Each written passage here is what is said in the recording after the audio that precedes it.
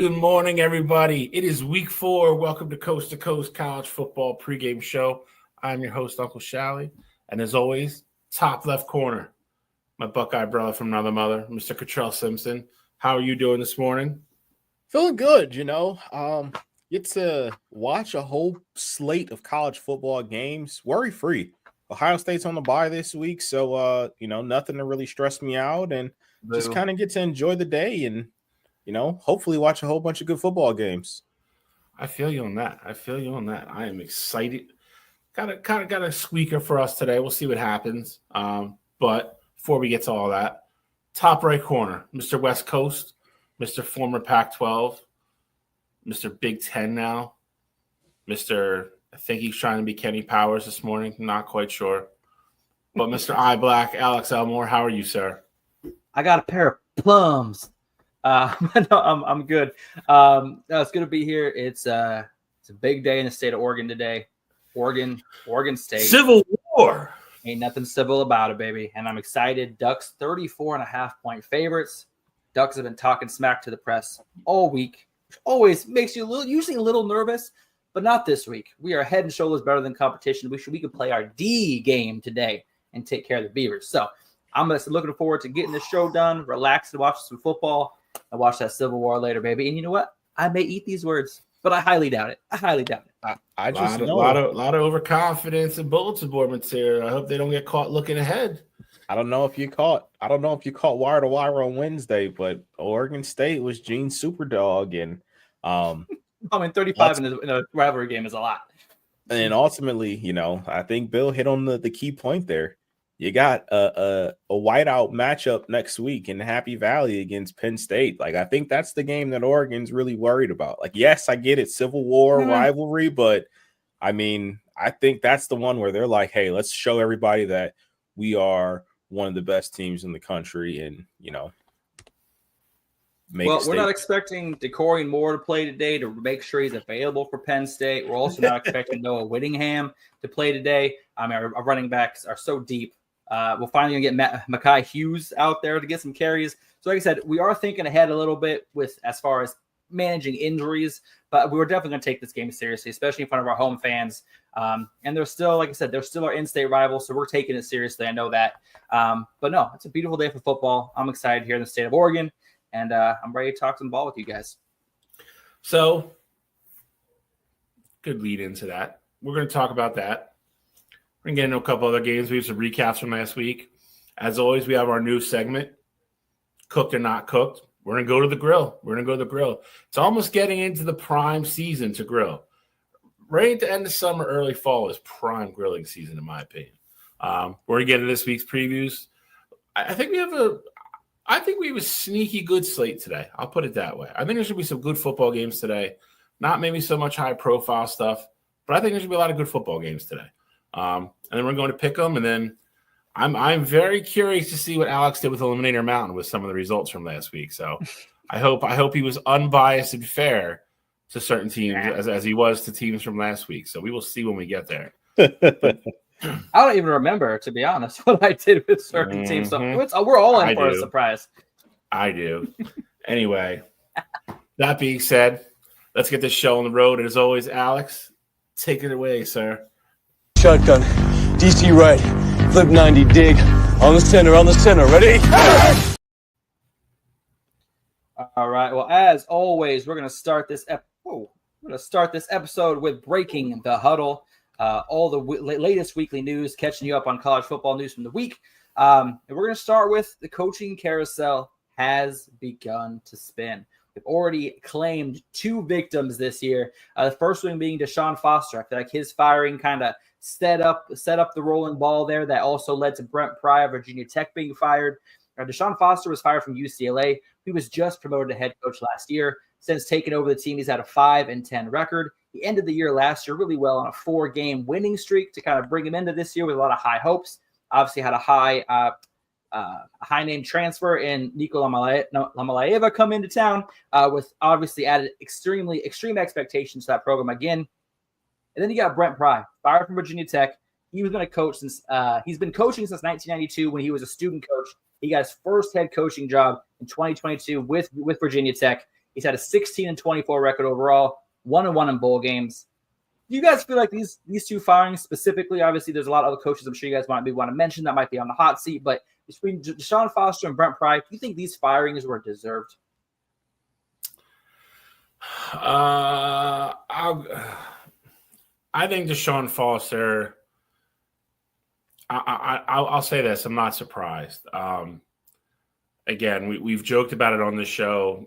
Last year, if you watch his introductory press conference, he kind of seemed like he was a deer in headlights from the get-go. I feel like I think he's a guy that somewhere down the line, once he has a little bit more experience, I think he could be a good head coach.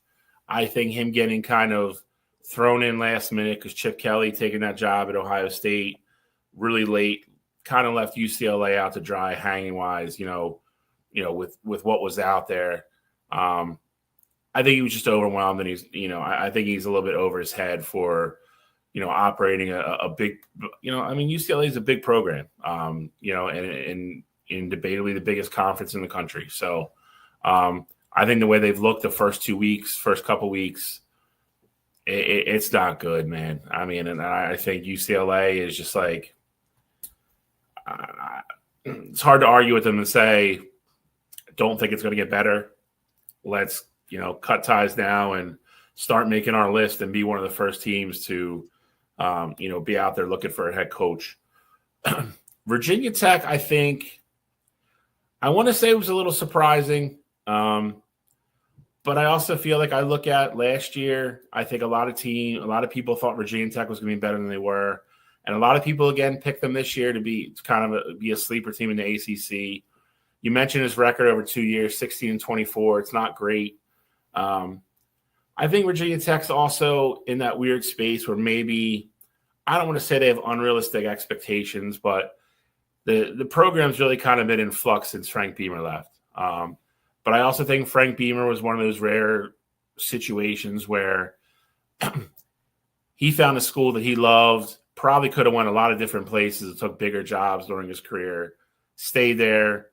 And I think they got used to the results with Frank Beamer and that team always overachieving.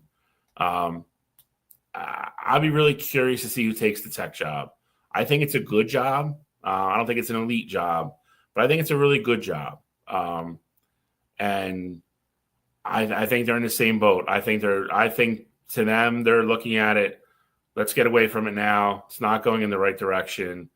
Let's really get prepared for the offseason and be able to get out there and get in front of the people. We want to get in front of the people first. And the last point I'll make before I hang into Cottrell, I said it on Wednesday. There's too much money at stake in college football now. And all these colleges are seeing it. They all know it. They all want a piece of it. You look at college football playoff last year alone, I think Ohio State ended up making like an extra $30 million or something like that around there for being the national champions. There's just so much money flying around. These teams all want to be a part of it, and it's I think a lot of this is a business decision too. They want to get to that and be a part of that and get that money for the school and be able to upgrade facilities and have extra resources.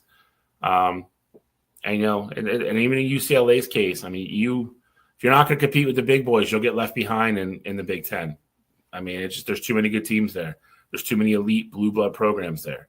So they got to figure it out. So I'm a little bit more, to answer your question, I'm a little bit more surprised than Tech, but not shocked.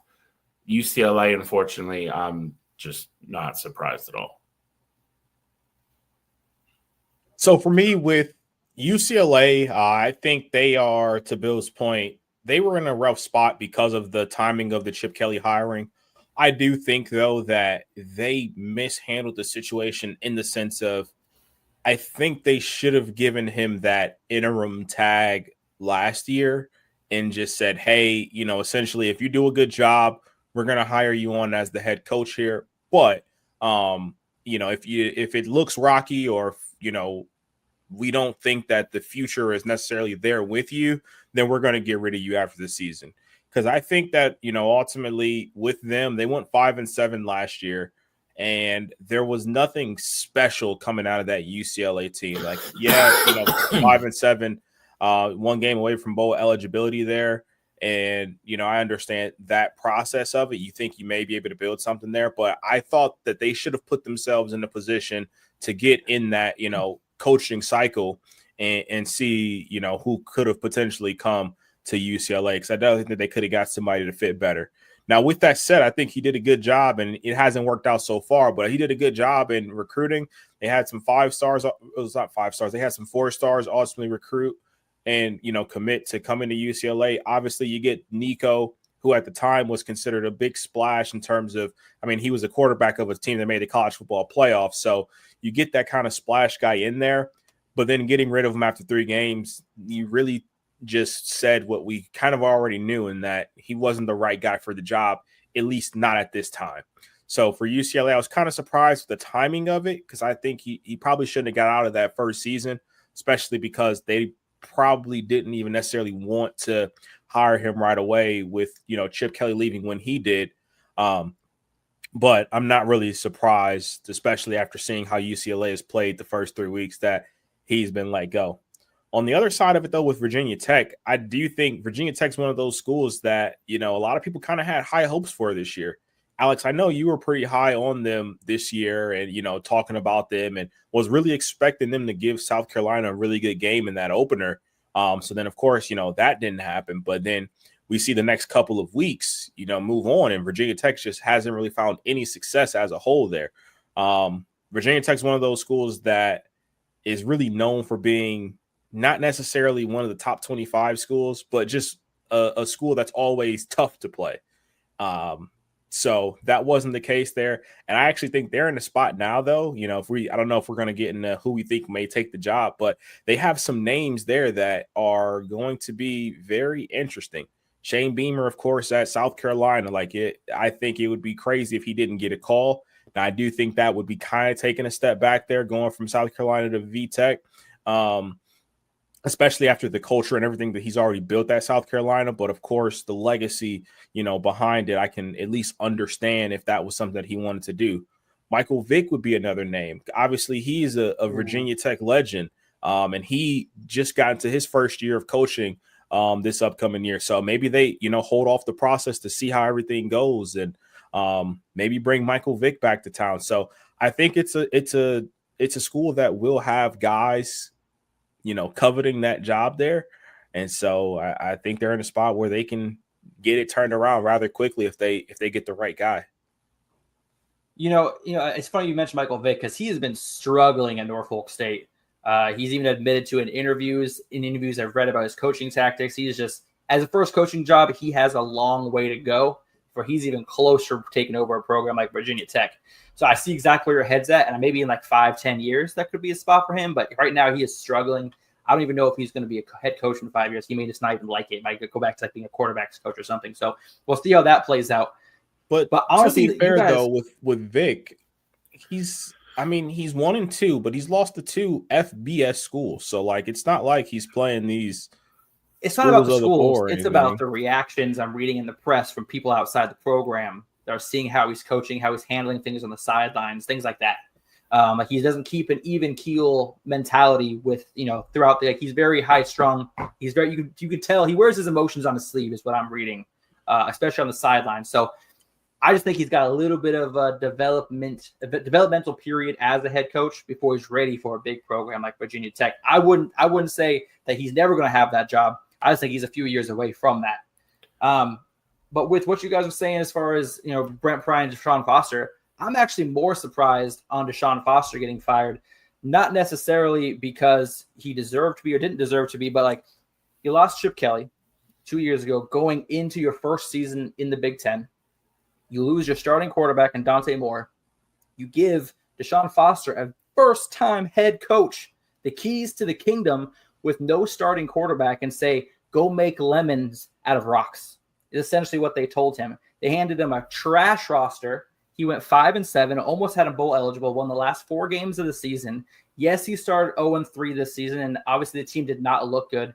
But I feel like with what they gave him, you have to give him a couple years to develop and get his guys in there. He got his quarterback in Nico. He has another at least 2 years before he goes, at least this year and next year before he enters into the draft.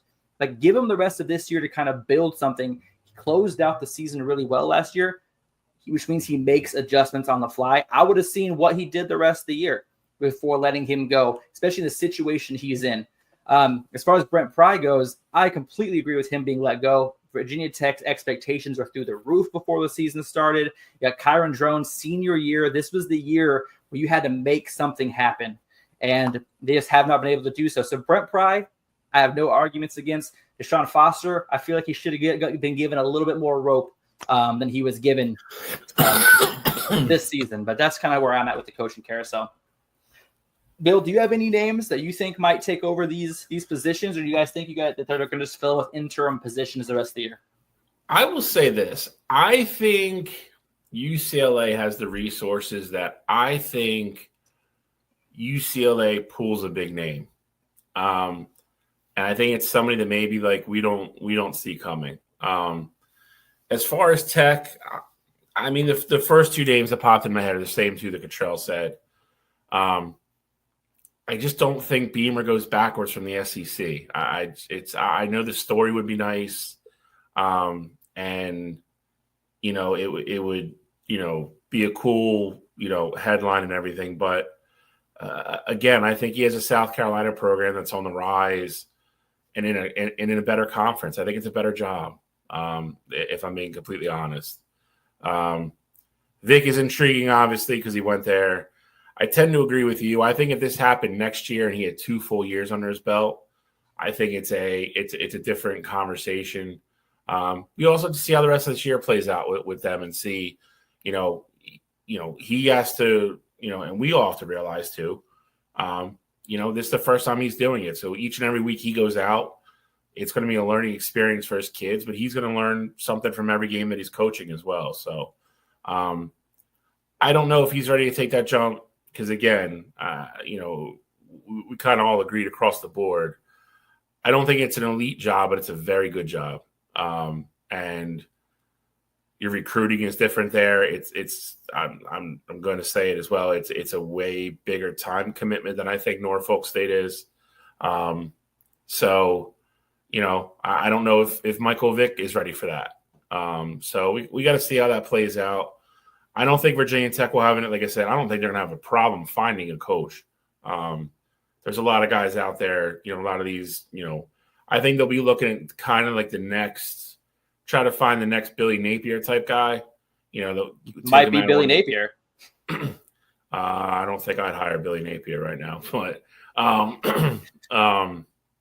He going to be available, though. He is going to be available. Billy Napier's going to end up at UCLA. You never know. Dude, Alex, while you're talking, let's not act like there's not a huge elephant in the room. What? Oh boy, Will Stein is dude. I was just about to say the exact same thing. I hate that you said it before I did, because I was going to say it first. I was waiting for Bill to shut up so I could be like, Will Stein, UCLA. No, that makes me nervous, because this opens the opportunity now for Nico to transfer. Obviously, he was able to transfer again after the year if he wanted to anyway. But now with this coach leaving, not that Deshaun Foster really, according to Nico, Deshaun Foster wasn't the reason he went to UCLA. It was to be closer to home, supposedly. And the bag of money they gave him. Exactly. But I do think the lack of offers. But Will Stein, that's the one thing that scares me, is that Will Stein is 100% deserving of a head coaching job. And I do feel like UCLA could be that first stop for him. And it doesn't worry me as far as like UCLA beating Oregon like in the near future, but it worries me about losing that offensive coordinator and that offensive mind that he has and putting in a whole new offense. Well, Will Stein was on my brain.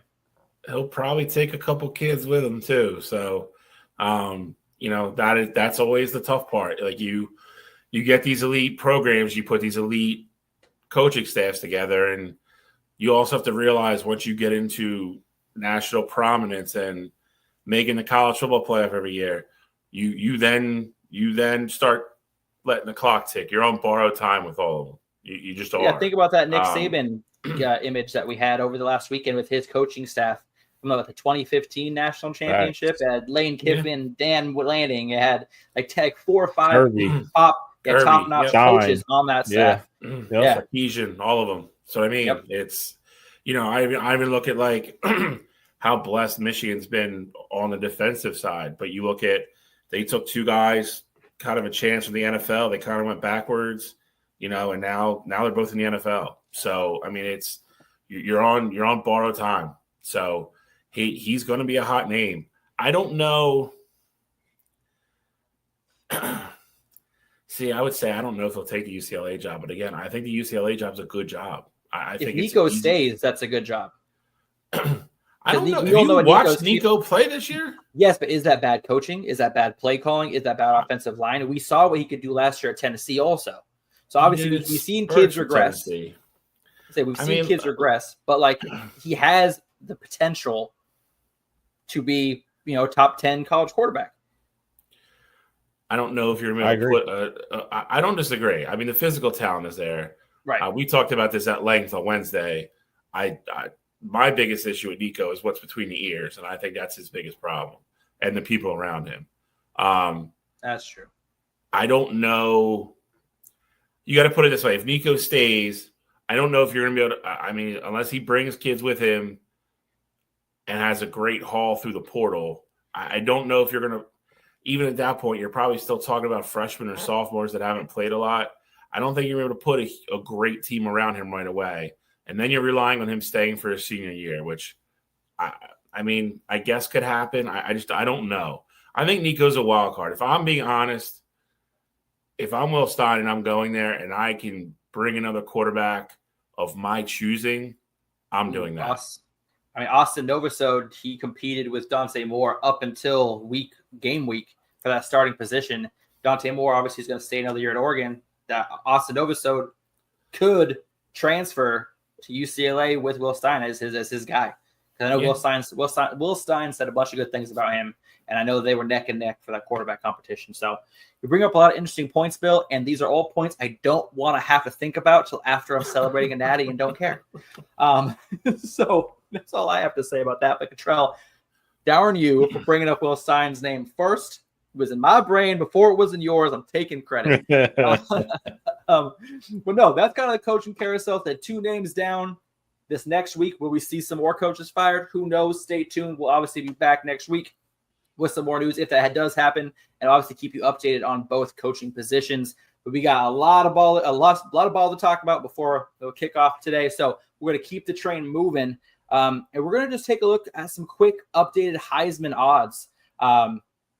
Just bounce over here real quick. Here we go. The top 5 odds makers right now are picking to win the Heisman. We got Carson Beck plus 750 from Miami, John Mateer plus 850 for Oklahoma, Jeremiah Smith at plus 1200, Gunnar Stockton plus 1200, and Dante Moore at plus 1300. Obviously, there's a bunch of other names that are intriguing, but these are the top 5 as far as odds go. When you see this list, I mean, you got a bunch of superstars on it. What's your guys' opinions? I mean, right away for me, I think the biggest surprise is Carson Beck being at plus 750. I get it, and again, I know I'm probably coming off as the biggest Carson Beck hater. I picked against Miami 2 weeks in a row. And I'm saying this about Carson. Look, he's looked good. Like, I don't want to discredit him. He's definitely looked good, but as far as that sustaining throughout the rest of the season and being the odds-on favorite to win the Heisman, like, I just don't. I don't see that happening. And even I wouldn't have him as far as like odds go as the number one guy there. I think John Mateer's had a really good year to start. Of course, I think Jeremiah Smith's had a really good year to start, just looking at his numbers. And then also I'm looking at Dante Moore. Like, I know in certain games, they're not necessarily asking him to throw the ball all over the yard, but he's done exactly what Oregon has asked of him. And I ultimately think, if he continues along this path, especially with that schedule, regardless of what Carson Beck does, I mean, Dante Moore's, numbers and outlook should be higher than what Carson Beck is. So I'm not necessarily surprised that Beck is in the top 5, especially with how he's played to start the year, but him being the odds-on favorite definitely surprised me a little bit. So for me, I mean, I'll say this. I mean, Carson Beck, to kind of Cottrell's point, I think Carson Beck's looked really good so far. I mean, I think we have to be unbiased here and kind of call it like it is. he's been really good, and I think he has two lack of what you want to call signature wins so far. I think John Mateer did himself a lot of favors by having a really good game against Michigan on national TV in that prime time. So like I don't think I'm shocked Beck is one. I'm kind of shocked Mateer is probably not tied with him. I feel like Jeremiah really hasn't gotten going yet, as scary as that sounds. I think Stockton's a little surprising me, especially coming off a huge game against Tennessee and Georgia really starting to get into the thick of things in the SEC. I think his number could go down quick if he keeps playing the way he is and Georgia keeps winning. And I agree with you what you said on Dante Moore. I don't think they've really been in a position for him to really kind of, play well or, kind of have a stat hog type of game, with one, looming next week. But I think Dante Moore could easily catch up in this race as well as, once Oregon really starts to get into, obviously starting next week and then really starting to get into the middle of the Big Ten schedule as well. I mean, let's just talk about Carson Beck here for a second, though. Like you guys said, Cottrell, you're a little surprised. Bill, he's playing well to start the season off. I mean, let's just look at a couple numbers for us, okay? 79.3% completion percentage. That's the best in his career so far. Also, he has 9.9 yards per completion, also the best in his career. So he's really, like I said, we were talking earlier this year about how they lost all their receivers. They lost their rushing attack. New quarterback. We didn't know what this Miami team was going to look like. And with less weapons, Carson Beck's making it work. I said just under 80% completion percentage. You can't, no matter what kind of throws you're doing, 80% completion is no joke. So as long as they keep winning, Carson Beck's name is going to continue to be in that top three, probably those top two spots.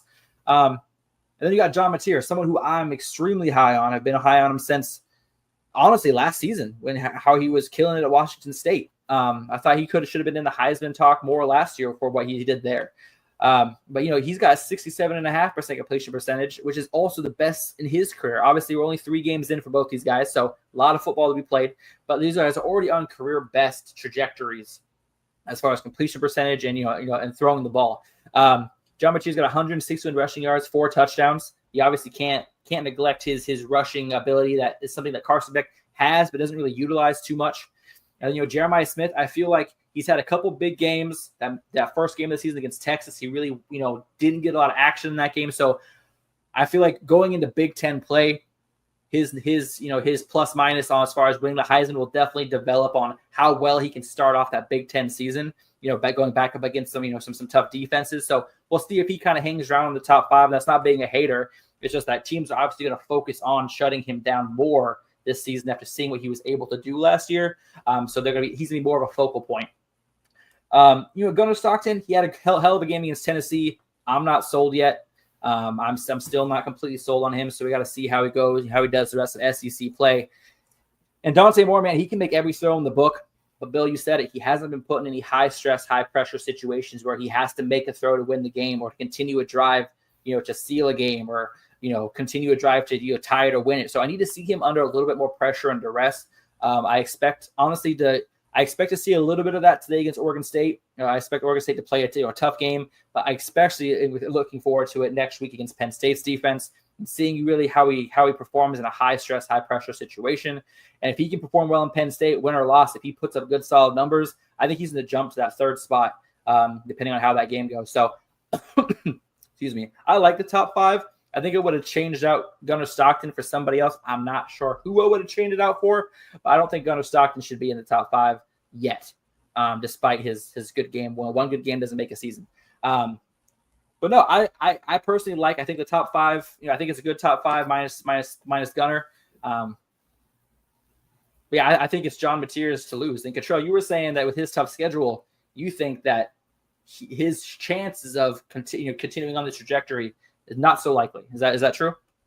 Yeah, I mean, I just think that if you look at Oklahoma's schedule, like honestly, if Oklahoma goes 8-4, 9-3, 10-2, like then we're talking about John Mateer really, up for the Heisman and being the guy there. But I just don't know if that's something that's going to happen. And, I know they got some tough games on the horizon here.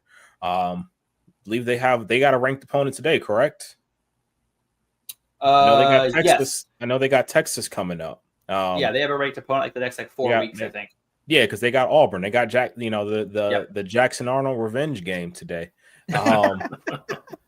Revenge. So you got that. You got Texas, and of course, all of the SEC play that they have there. So John Mateer definitely has the skill set for it, and he's fun to watch. Like I think he will get like the style points per se. But I just think if you pile up too many L's as a quarterback, even with the numbers being as great as they are, that they definitely count the losses against you more than they would a different skill position player.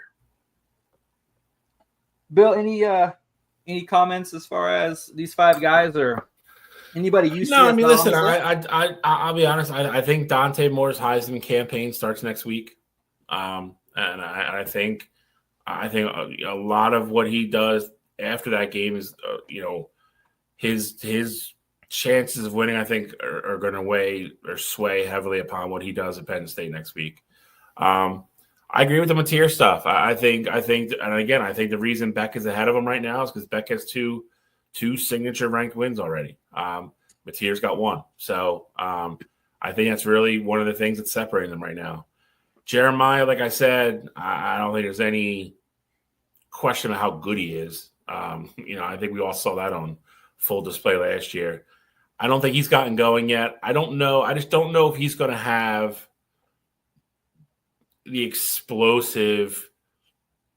enough of the explosive type games once they start playing, Big Ten defenses with the way that the offense is running right now. And again, we'll see. Like we'll see how fast Julian Sayin matures and how quick Ryan Day and Hartline open up the playbook. So we'll see. He's gotten going though, Bill. Like as quiet as it's not to his standards, but he's definitely gotten going. I mean, against 2. Grambling. Yeah, absolutely.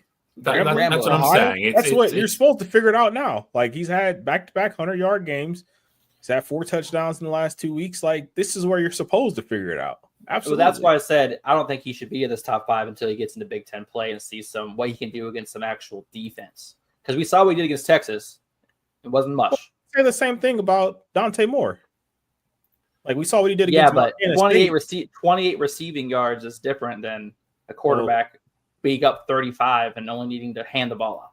Well, he had 45 receiving. He 6 catches, 45 yards in that. 45 yards. But he also played Texas. Like if that's what we're doing, let's be consistent with it. That's all. Yeah, if he's averaging 45 I'm not by any means saying Jeremiah defenses. I'm not saying he's averaging 100 yards a game in a touchdown a game. No, as a whole for the season. Right, but he did all those statistics not against anybody. So that's why I say I don't think he deserves to be in this top 5 until they get into Big Ten play. And so Dante Moore doesn't either. Then I'm cool with that. I'm okay with that. Okay. I'm okay with that. I'm cool with setting the bar and keeping it 100. Dante Moore, like I said, like Bill said too, next week is his Heisman audition.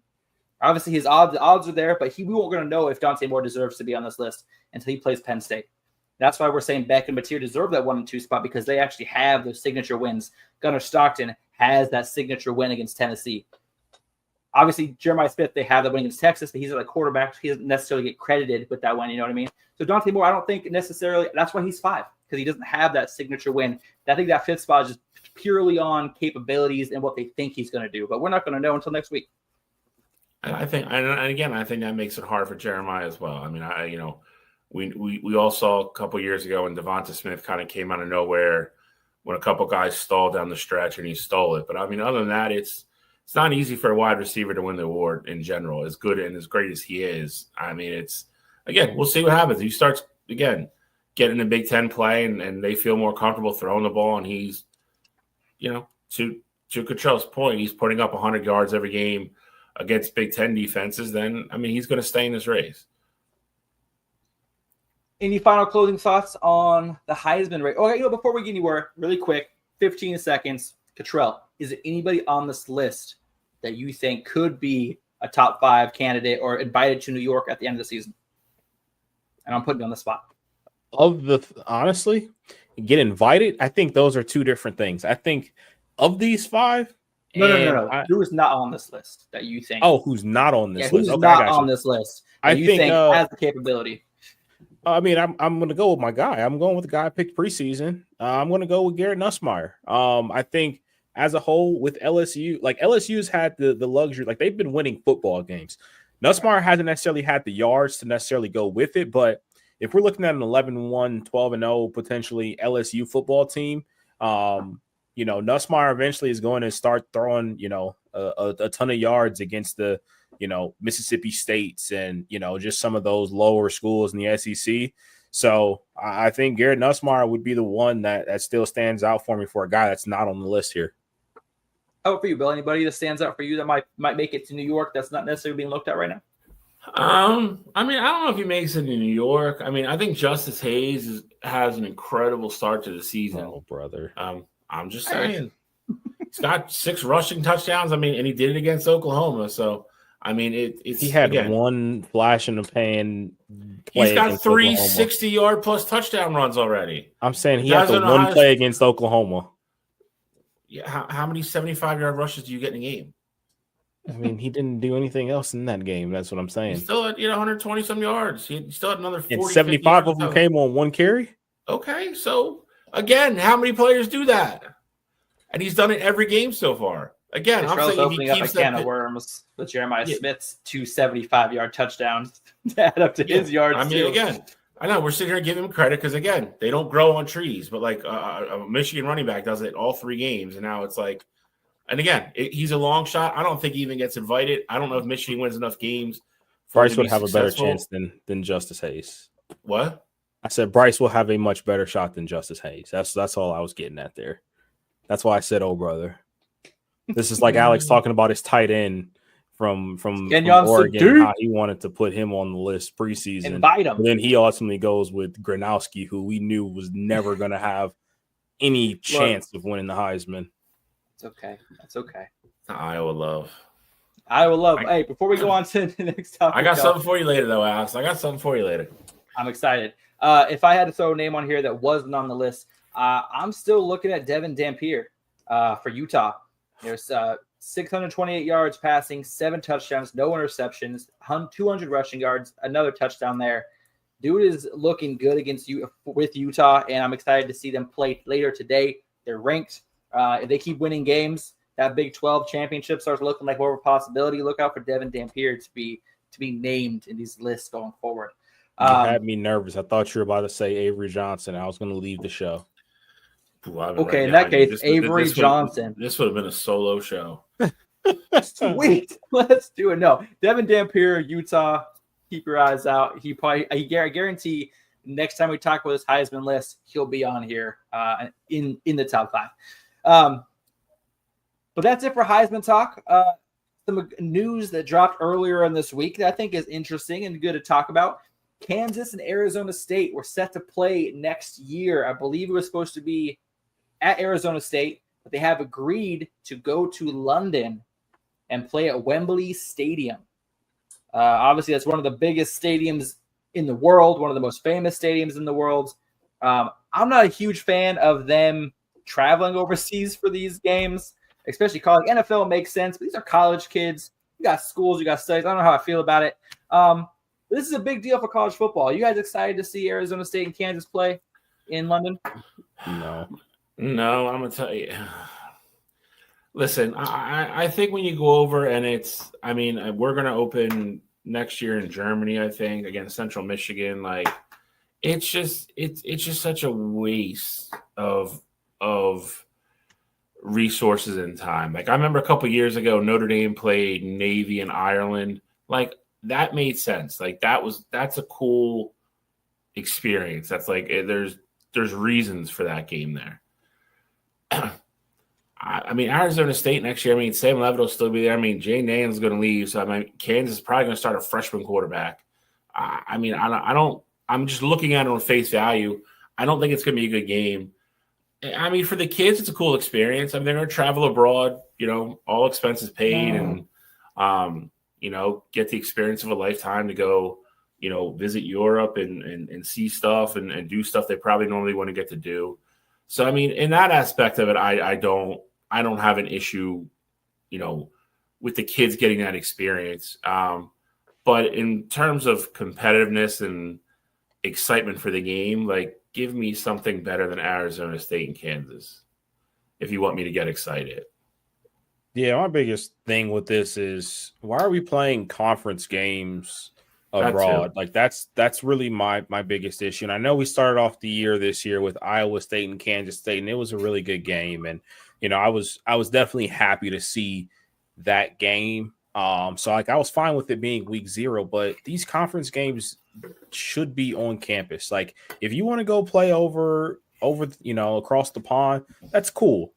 Do it against, pick a random school. Do it against South Carolina. Do it against Arkansas. Do it against Michigan State. Like these conference matchups absolutely should not be happening overseas there. And I think, if I'm looking at it as like an Arizona State and I'm supposed to be the home team, well, my home field advantage is completely gone there. Like I don't want those games counting not against me, but essentially I'm losing a home conference game to go play at a neutral site and, not have the same opportunity as everybody else in the conference there. So not a big fan of it. I do think it's cool that they are going over to London. It'll be awesome for the kids to play in that stadium there, but I just wish we would stop doing it with conference games. Yeah, that's a great point, Cottrell, because like I said, when Notre Dame goes to Ireland, like that makes sense. I feel like there is a home field advantage for Notre Dame to be in Ireland, but nobody at Wembley Stadium is going to care about Arizona State or Kansas. Everyone's going to be cheering for both teams. Think about when the NFL goes to these stadiums. 90% of the crowd is wearing jerseys from other teams that aren't even playing. You know what I mean? So like the only good thing about these stadiums is that the crowd cheers for everything. You know what I mean? It's like they're not really there. Like sometimes they'll choose who they're cheering for, but the crowds usually are pretty great. But I do like what you said about it taking away, especially like it's a not preseason, but before conference play game. That's great. You don't have the home field advantage, but guess what? If you lose that game, it doesn't hurt your chances at the college football playoff. Where one conference loss and losing that home field advantage for that game could really impact overall how your season turns out. So I like what you said there, Cottrell. I'm excited just to kind of – I think it's always fun to say, oh, this game's going to be in Wembley, but I do agree with what you said. I think conference games need to stay on campus. And if I was the home team, I'd be raising hell. I would just never want to give up a home game no matter what. Like, if I was Notre Dame going to Ireland, that's a pretty cool home. I mean, that's basically home field advantage. Agree. That's not the only person that could say that. Correct, and that was a one-off situation. The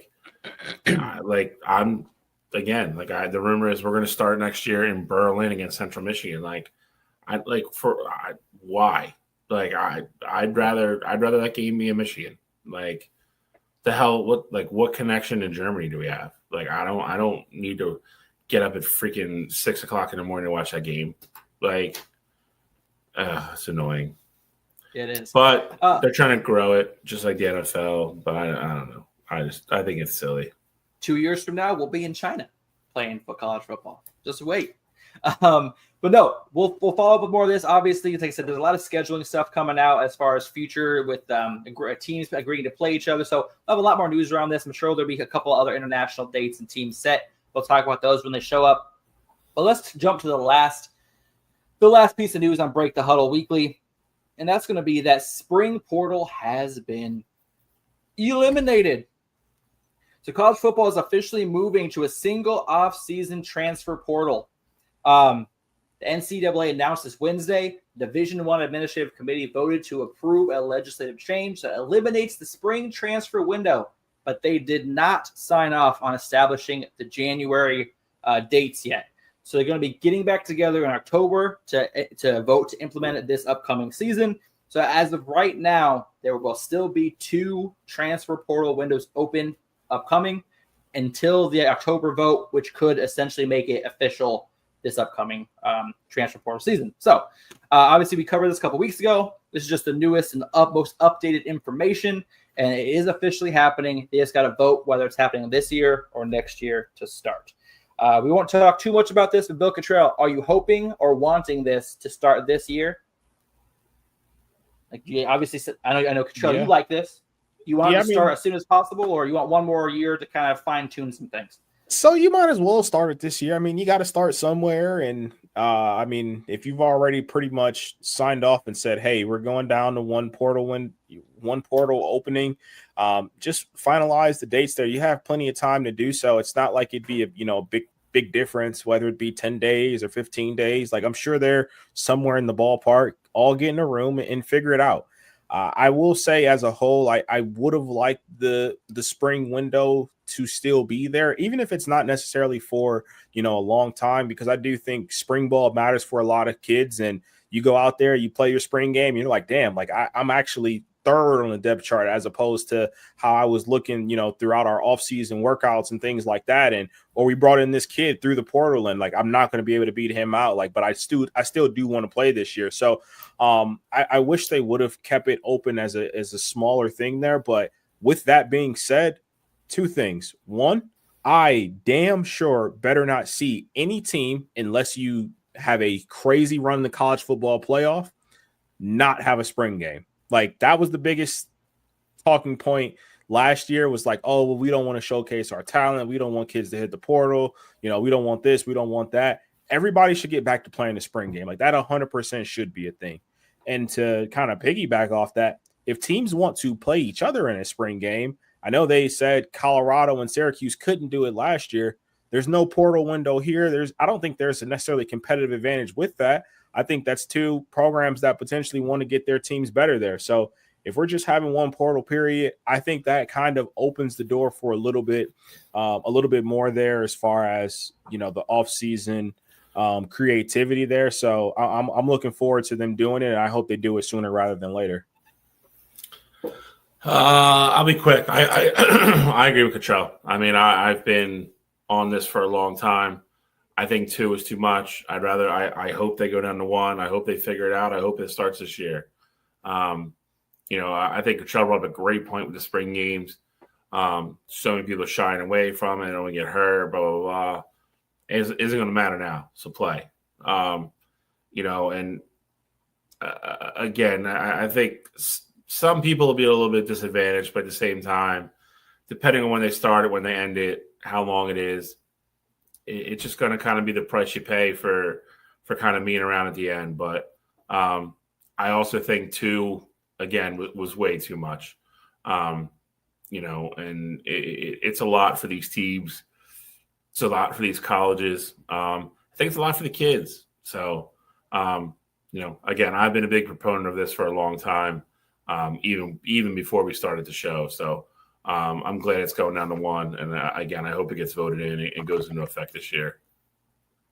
Yeah, Cottrell, like we said about the spring game also. Honestly, I didn't even think about the spring game and how that would be affected by this, but I like where your head's at, because a lot of teams did skip that spring game to avoid any poaching or, any people entering the transfer portal after having big spring games. So that's always a good time in college football, being able to have a spring game, go out, see how your team's looking before, a few months before the season starts. I also like what you said about, obviously this is a totally different topic, but when Dion said, hey, we want to play another team, and Syracuse was like, we're game, as long as the NCAA lets us, and they ultimately said no to it. I think as long as they're not on your schedule the upcoming season, or I'm even cool with, as long as you're not in agreement to play over the next 2 years, you should be able to scrimmage each other. I said, if you're on each other's schedule, I think that you should be off limits, just for competitive advantages and things like that. But if they're not on the schedule, if Oregon wants to freaking go out and play Miami, teach Mario Cristobal a lesson, they're not scheduled to play ever, so why not have a scrimmage? Things like that. So I actually agree on like what you said there. We'll see if that gets brought back up. It's something that Coach Sanders really pushed for last season, and I bet he pushes for it again, especially with this new news. So we'll keep an eye on that. But I like where your head's at. I think that's a good point. Thank you, sir. And I don't say that very often. Anything else about the transfer portal window before we break out of the huddle and we go recap last week's games? I'm ready to recap, baby. Recap, Bill? All right. Recaps. Here we go. Obviously got the 4 games we highlighted last week. Bill, you are the maestro, sir. Where are we starting? I think we're going to start top right. We'll go start Miami, South Florida. Game that me and Cottrell both got wrong. Part of the reason we vowed to never make the same picks ever again after a disastrous week last week. Facts. But again, I don't want to say surprising result as in that Miami won. I really thought South Florida would show up and make it a game. Again, Carson Beck's credit. Carson Beck, a really another solid game under center. 49 points up against South Florida. No small feat in its own right. Alex, cover your ears. I hate to say this, but Miami looks really good. Will there inevitably be the Mario Cristobal game that Alex prides his year on that he blows? Probably, but we haven't seen it yet. Miami looks really good. Again, I think South Florida was playing with house money, and I think the old clock finally struck midnight. I think they'll still have a good season. They're going to go into conference play now, and they're going to be really good. I think they're going to be alive till the very end for the Power 5 spot. But like I said, you got to tip your hat to Miami. 49 points, 49-12. That's a thumping.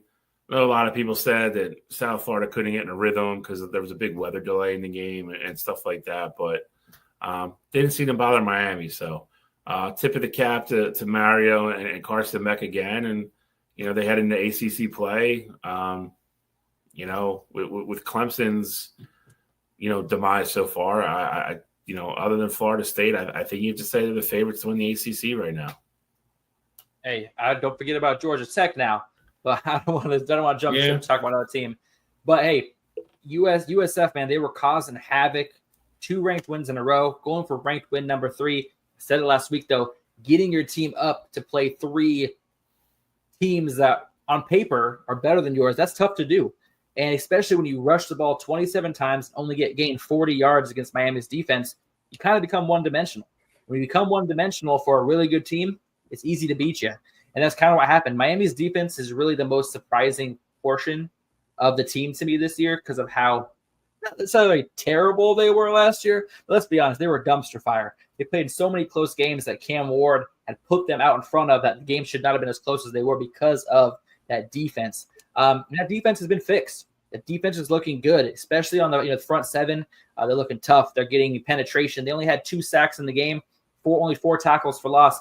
But they were getting deep into the pocket and forcing bad throws, errant throws, stopping the run. I think you nailed the nail right on the head there, Bill. With Miami, looks like one of the teams to beat in the ACC, if not the team to beat. I totally agree with you there. I do not want to give Mario Cristobal any credit, so that's all I'm going to say about this. But yeah, I was hoping for a little bit of a closer game. I thought USF had a chance early in the game to kind of get some momentum, and they just couldn't get any running game going. Cottrell, how about you? What did you see in this game? So I think in this game here, it was really a lot of Miami showing. So I think as a whole, Miami, yes, on paper, better team. But I think the part that I found surprising is the way Miami controlled the trenches.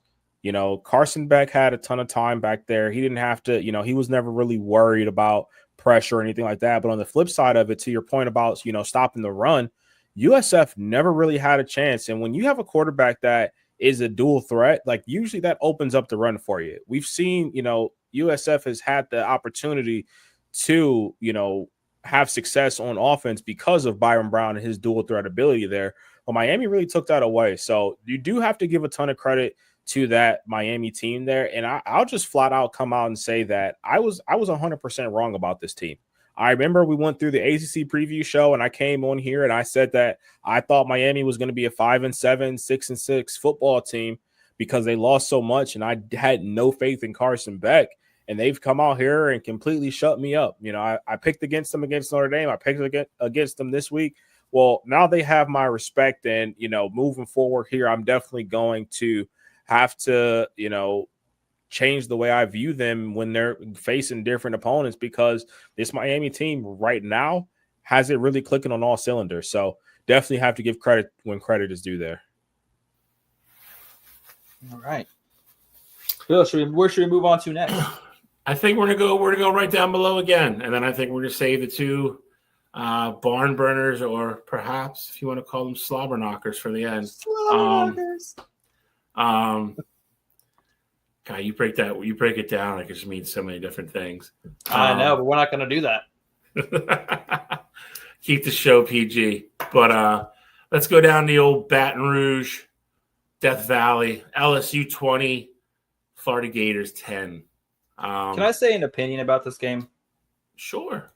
I got a crazy opinion, and you're either going to agree with me wholeheartedly or you're going to rip me a new one. Well, then you know what? Go ahead. So then me and Cottrell can comment on your opinion. Go ahead. Okay. If you take away the score and look at the stats, besides the turnovers, okay, Florida looked like the better team in this game. Time of possession was owned by Florida, 38-22. They had a better third down conversion. They outgained LSU, and Gus Meyer, he looked, or not Gus Meyer, Nussmeyer. I combined his names. Gus Meyer. He looked pretty average. I think this game could have been easily reversed, but DJ Lagway and his 5 interceptions ultimately cost them this game. I think this may be a situation where you say that Billy Napier's job was saved. He was able to coach this year because of DJ Lagway. Right now, after this last game, it looks like DJ Lagway might be holding them back. DJ had a really bad game.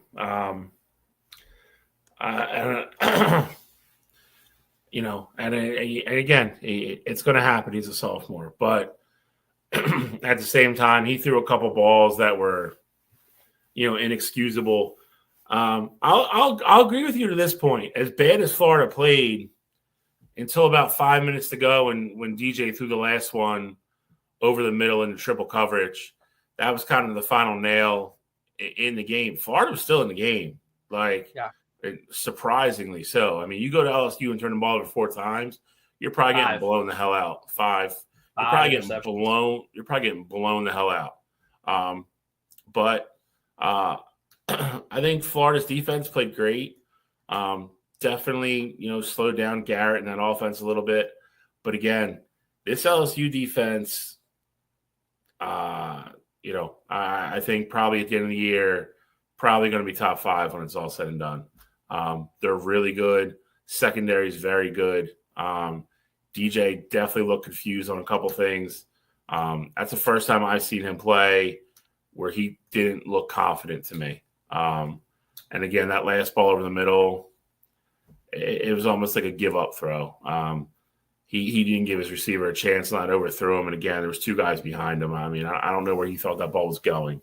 But LSU, survive in advance. And, 2 months from now, we're not going to remember all this. We're just going to look at it and be like, it's another good win. They beat Florida. They're probably in the same boat as Mario and Miami in that I feel like the Brian Kelly blow-up game is going to happen eventually because it always does. But undefeated, they look good. You can win games by offense, by defense. They really leaned on their defense last week. Again, another big W, and they move on into the SEC and the Gators.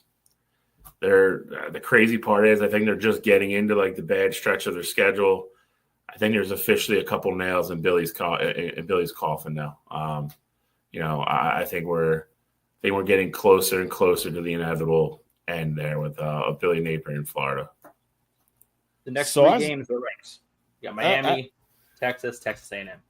As a whole, I think that Florida, I mean, of course, if you take away the interceptions, I think as a whole, yes, Florida was having some success there. But to Bill's point about LSU's defense was flying around the football field when they needed to.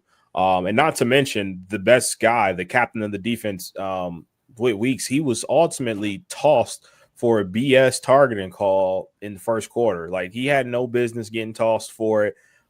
We say it all the time about there needs to be an adjustment to the targeting rule. You need to have 2 levels, one where you just get the flag, another one where you get kicked out. But that's that's probably another argument for another day because it seems like they're never going to get that right. But I can't just necessarily excuse the 5 turnovers there. And I'm not saying that you guys were, but I think a lot of it was the way LSU's defense was playing. Like, I think, to Bill's point, like, I do think he was confused a bit.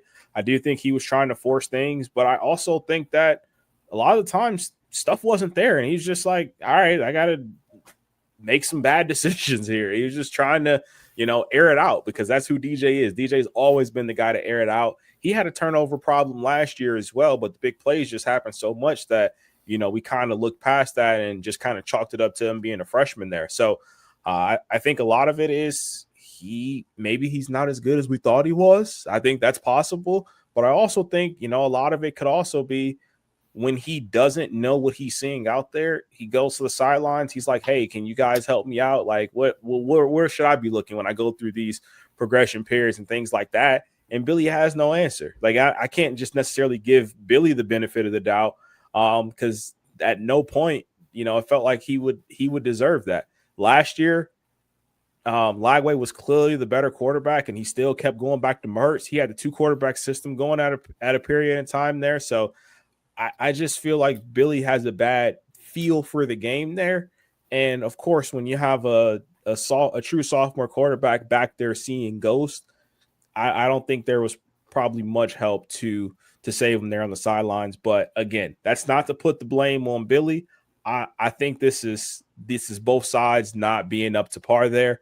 And I think we really do have to start asking ourselves, maybe DJ Lagway wasn't that guy. One thing I do want to say, though, is shout out to Florida's defense, because 5 turnovers given up to LSU. LSU scored 0 points off of those 5 turnovers. So Florida's defense was able to buckle down when it counted most and get LSU's offense off the field. Like I said, who knows? Just 2 of those drives, 2 of those 5 interceptions turn into points for Florida. We're talking about a totally different outcome. And obviously, coulda, shoulda, woulda. Game's over. Game happened. He threw 5 picks. I'm just saying that Florida team, I think entering SEC play, I think they have a lot of positives to hang their hat on, especially on that defensive side of the ball. So just want to give a little shout out. 5 turnovers and you still only give up 20 points to a good offense. I'm not arguing against that. That's pretty good. Maybe DJ will transfer to UCLA with Will Stein next year. Would be interesting. Jeez. All right, Bill, keep the train rolling.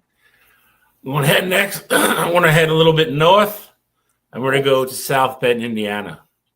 Texas A&M Aggies, Notre Dame Fighting Irish. Hell of a game. Nightcap in Southern Indiana. Texas A&M looks like a different team than last year. I think this looks like the team Cottrell loved last year, kind of one of Cottrell's darlings from last year. Way more offensive team. Notre Dame, good fight. It's amazing. You hand Jeremiah Love the ball, and automatically you got 40 points on the scoreboard. It's crazy how that happens when you give the ball to your best player. I know that's a crazy thought, but this is a great game. I'll be honest. Notre Dame went down and scored with like a minute and a half to go. Take the lead. Texas A&M came right back, hit a big play, and then went in for the score. They just scored with 8 seconds to go or whatever it was. Hell of a game. Notre Dame falls to 0-2. They're in a lot of trouble. I don't think they have anything left. I don't think they have enough on their schedule that even if they run the table, I think they would need a lot of help other places. Texas A&M, on the other hand, they very well could be a contender in the SEC. I think they're legit. Great road win for them to go on the road in Notre Dame at night, hostile environment, pick up the huge W. And again, this isn't your grandfather's Texas A&M team. This is, Mike Elko and them, and finally getting their offense in place where they want to be. I thought they looked great. I think both these teams' defenses need to tighten up. I think one of Notre Dame's issues going forward is going to be, I thought they were, kind of like how we just talked about LSU and Florida both playing great defensively. I think Notre Dame thought they were going to be able to rely on that this year. 2 games in, I'm not sure they're going to be able to. But I enjoyed the hell out of this game, especially, being on the heels of the game we're going to talk about last. Great way to end the night. Again, I think A&M's a legit college football playoff contender. Look, man, Notre Dame is 0-2, and they've been outscored by their opponents a total of 4 points. I mean, they play in a couple really tough games against Miami, now Texas A&M. And you know what? Normally you're like, Notre Dame's defense is going to be the reason that this team wins.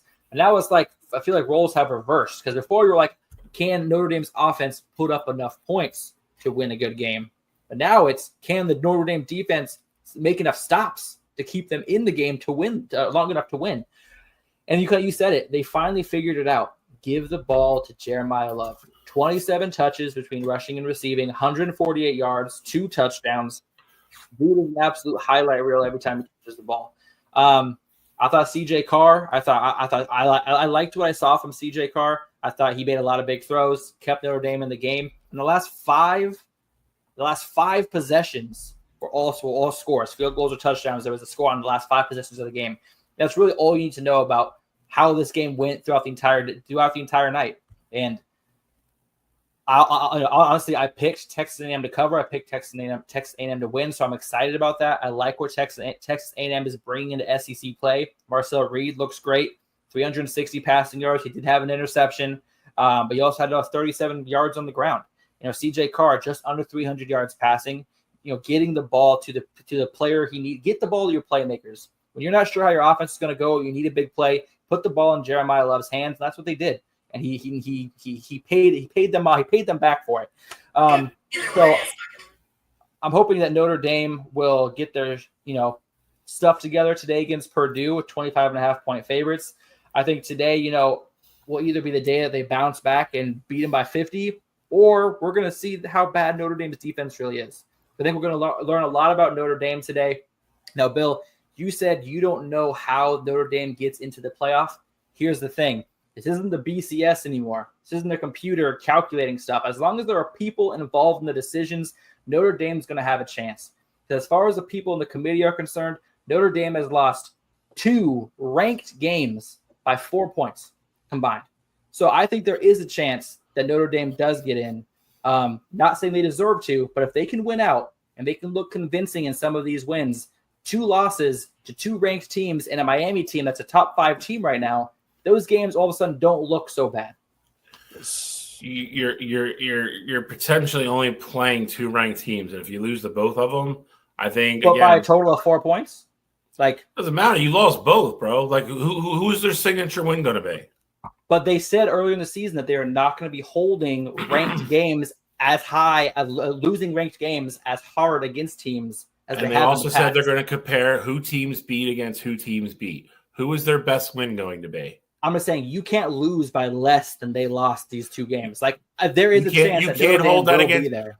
You can't hold that against other teams who didn't lose if they split against ranked teams. But again, they also said it's going to come down to who you beat. Who is Notre Dame's best win going to be? What's left on their schedule? USC. Purdue, USC, Arkansas, who may or may not be ranked at the end of the year. So you're going to tell me a 2-loss Notre Dame team without a ranked win should get in over somebody else with 2 losses that has better, like a 2-loss SEC team that has 3 or 4 ranked wins? No, thank you. It's Indiana all over again. People involved. I think that it will ultimately depend on how things look. Just kind of thinking ahead here. Hypothetically, let's say if it was this year's Notre Dame versus last year's Alabama, I would 100% take this year's Notre Dame, even without those quality wins, over last year's Alabama. Last year's Alabama beat Georgia in a game, but I also saw them lose to Oklahoma. I saw them lose to Vanderbilt. Like, I saw them lose to Oklahoma. So I think for me, I look at it like Notre Dame. I'm actually on both sides of the coin here, because right now I think Notre Dame has no business being ranked. You're 0-2. You don't have a win right now. You should not be in the top 25.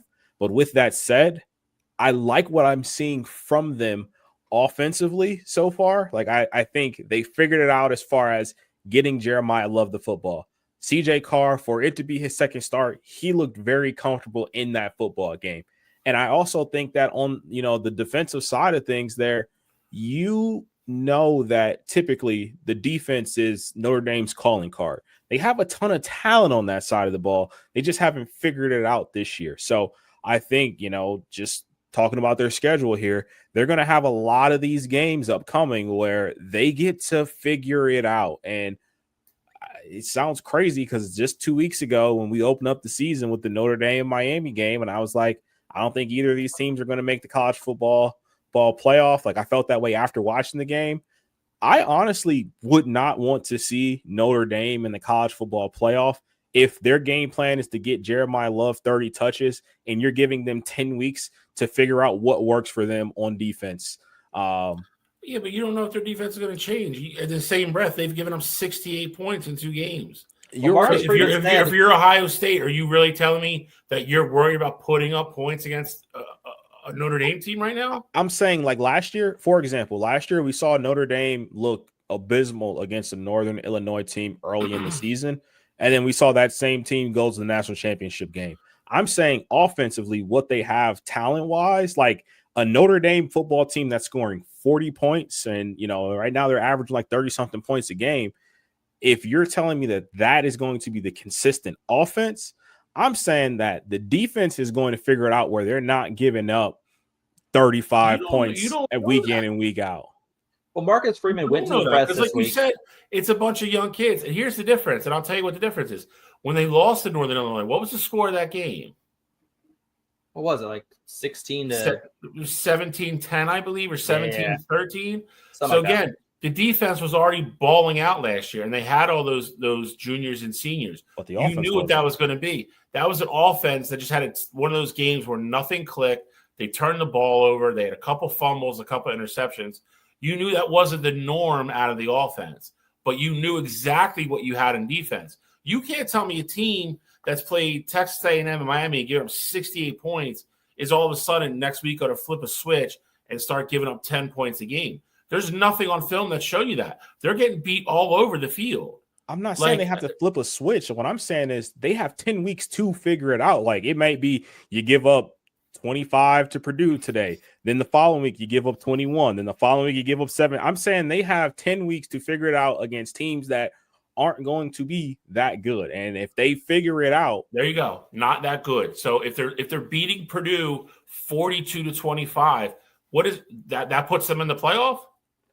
I mean, not that alone, no. But I would. Okay, let's go. I'd value a 1-point loss to A&M and a 3-point loss over Miami. Then, let's say an SEC school that has 1 or 2 quality wins, but they lost 3 games to teams that they had no business losing. I didn't say 3. So if it's a 2-loss Tennessee game, they lost to Georgia and they lose to LSU, and it's the last spot. It's a different story. Well, that's what I said. I said a 2-loss SEC team. You said 2 or 3-loss SEC team. Okay, I said it depends on who you lose to.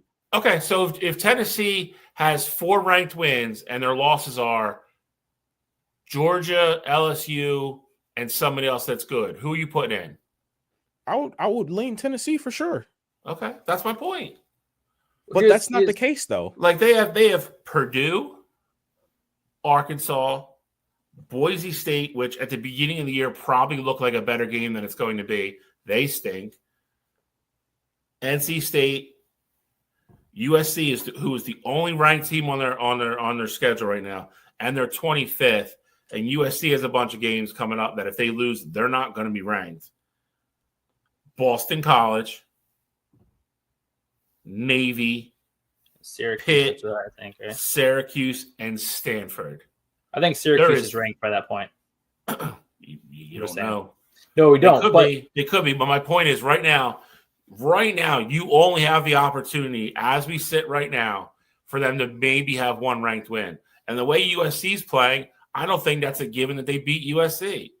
The way their defense is playing, unless all of a sudden this unit turns around and starts giving up 10 points a game. But I don't see that either. I'm just saying this, dude.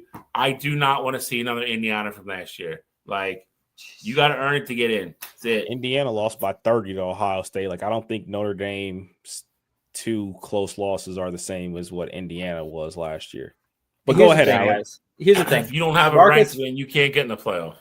Marcus Freeman went to the press this week, and he already has said that he's going to be taking more interest I mean, it sounds weird to say interest. I don't think that's the word verbiage he used, but he's going to be putting more of his time and effort into coaching the defense. That's what his specialty was before he took over Notre Dame. He's going to spend more time on that defensive side of the ball, helping right the ship.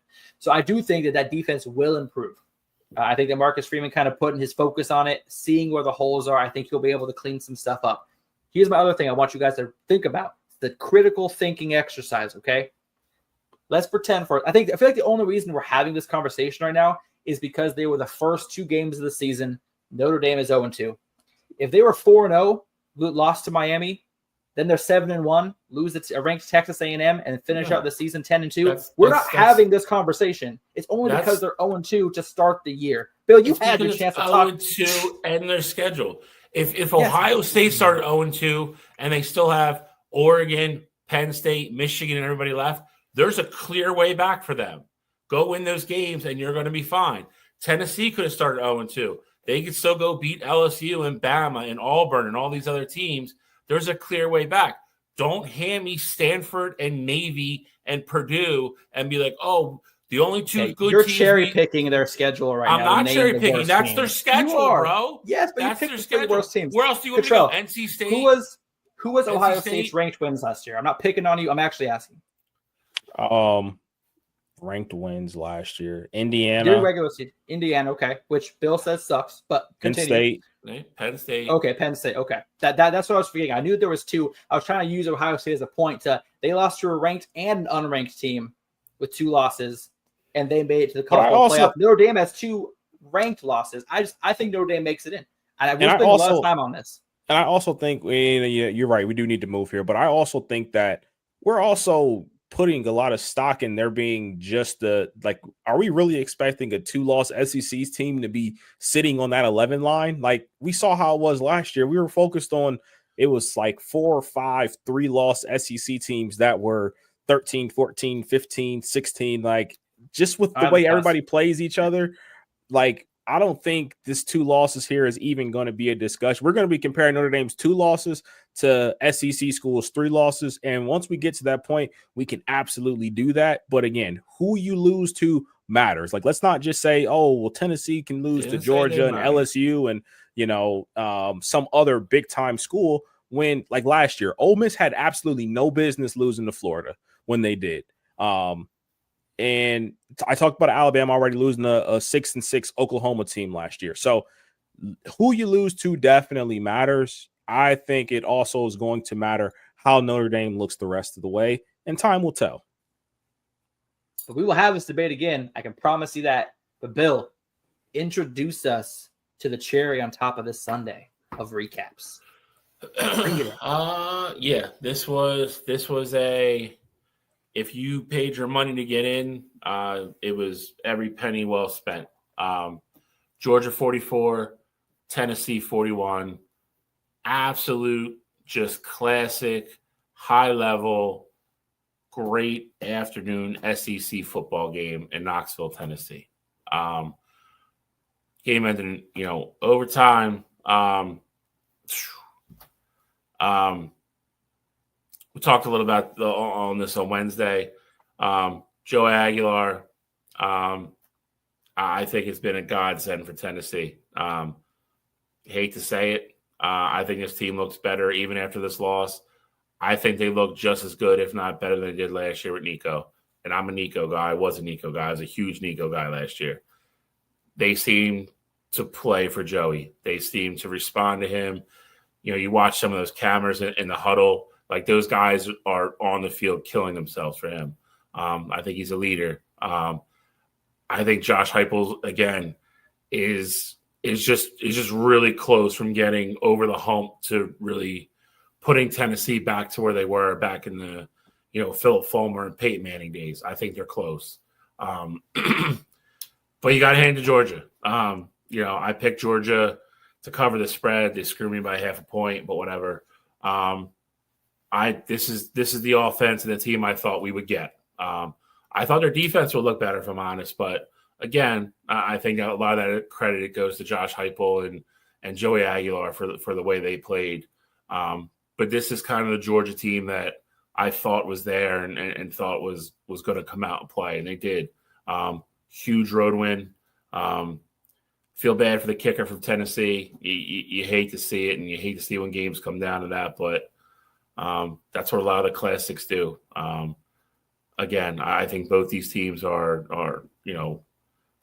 college football playoff teams for sure, as long as everybody stays healthy and whatever. But instant classic type game. I loved it. Again, 3:30 slot. We had this, and we were right into the Notre Dame A&M game.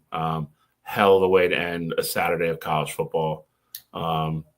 Very curious to see how Tennessee rebounds. And again, Georgia looks like they're Georgia. So it's going to be really fun to watch both those teams going forward.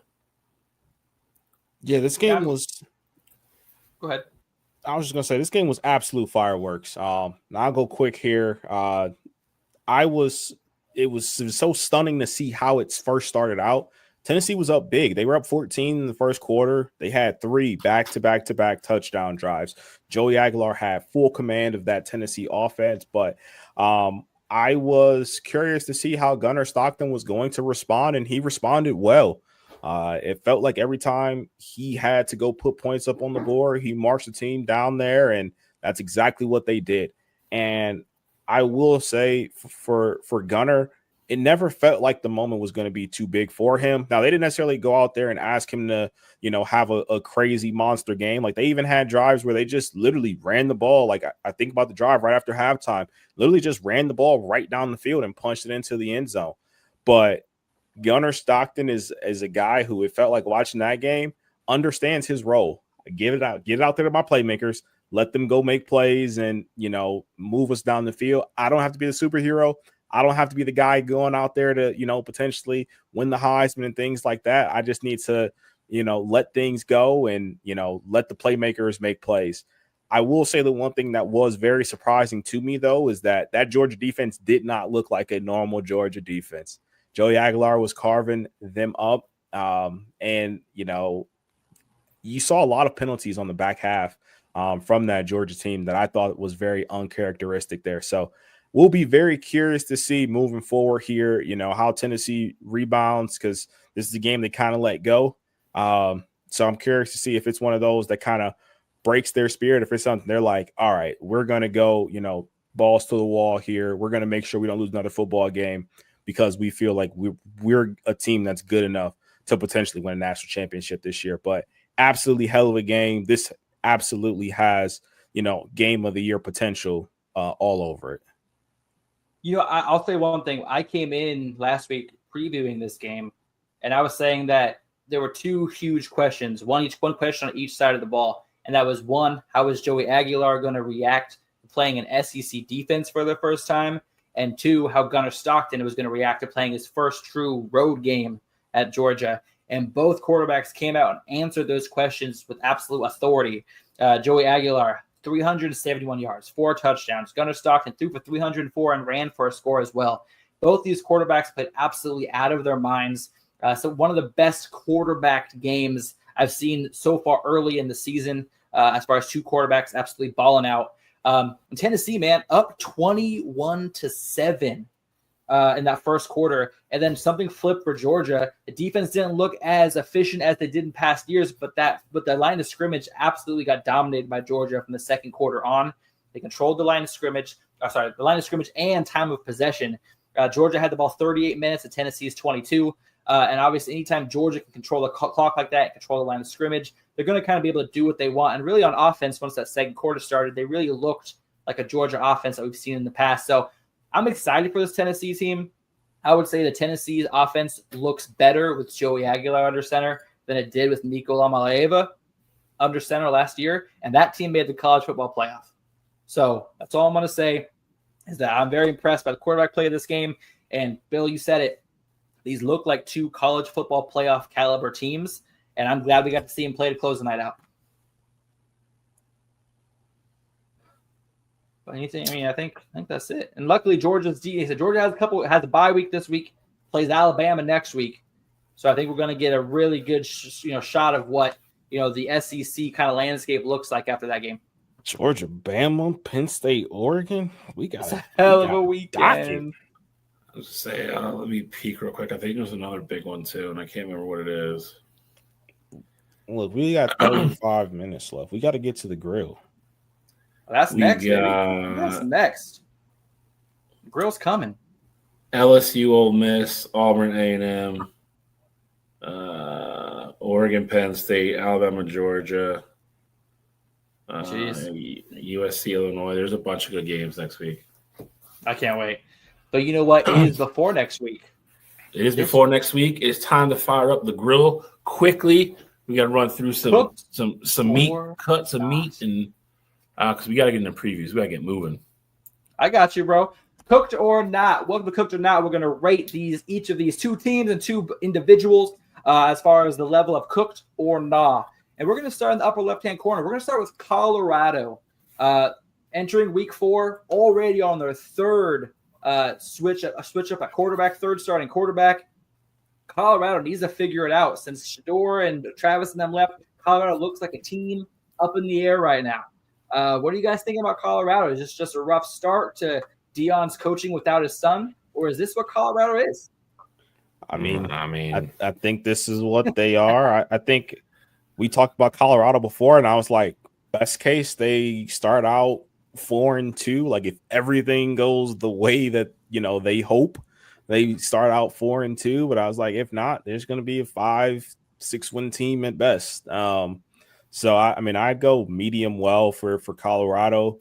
They're not quite well done because I think it's different strokes for different folks, right? So I think it's different when you have somebody or a team that's looking to win a national championship this year. I don't think that was ever the expectation at Colorado. I think their goal this year should have been maybe try to win the conference, but at minimum be bowl eligible for the second year in a row. So I'll go medium well here as far as what I think their expectations are.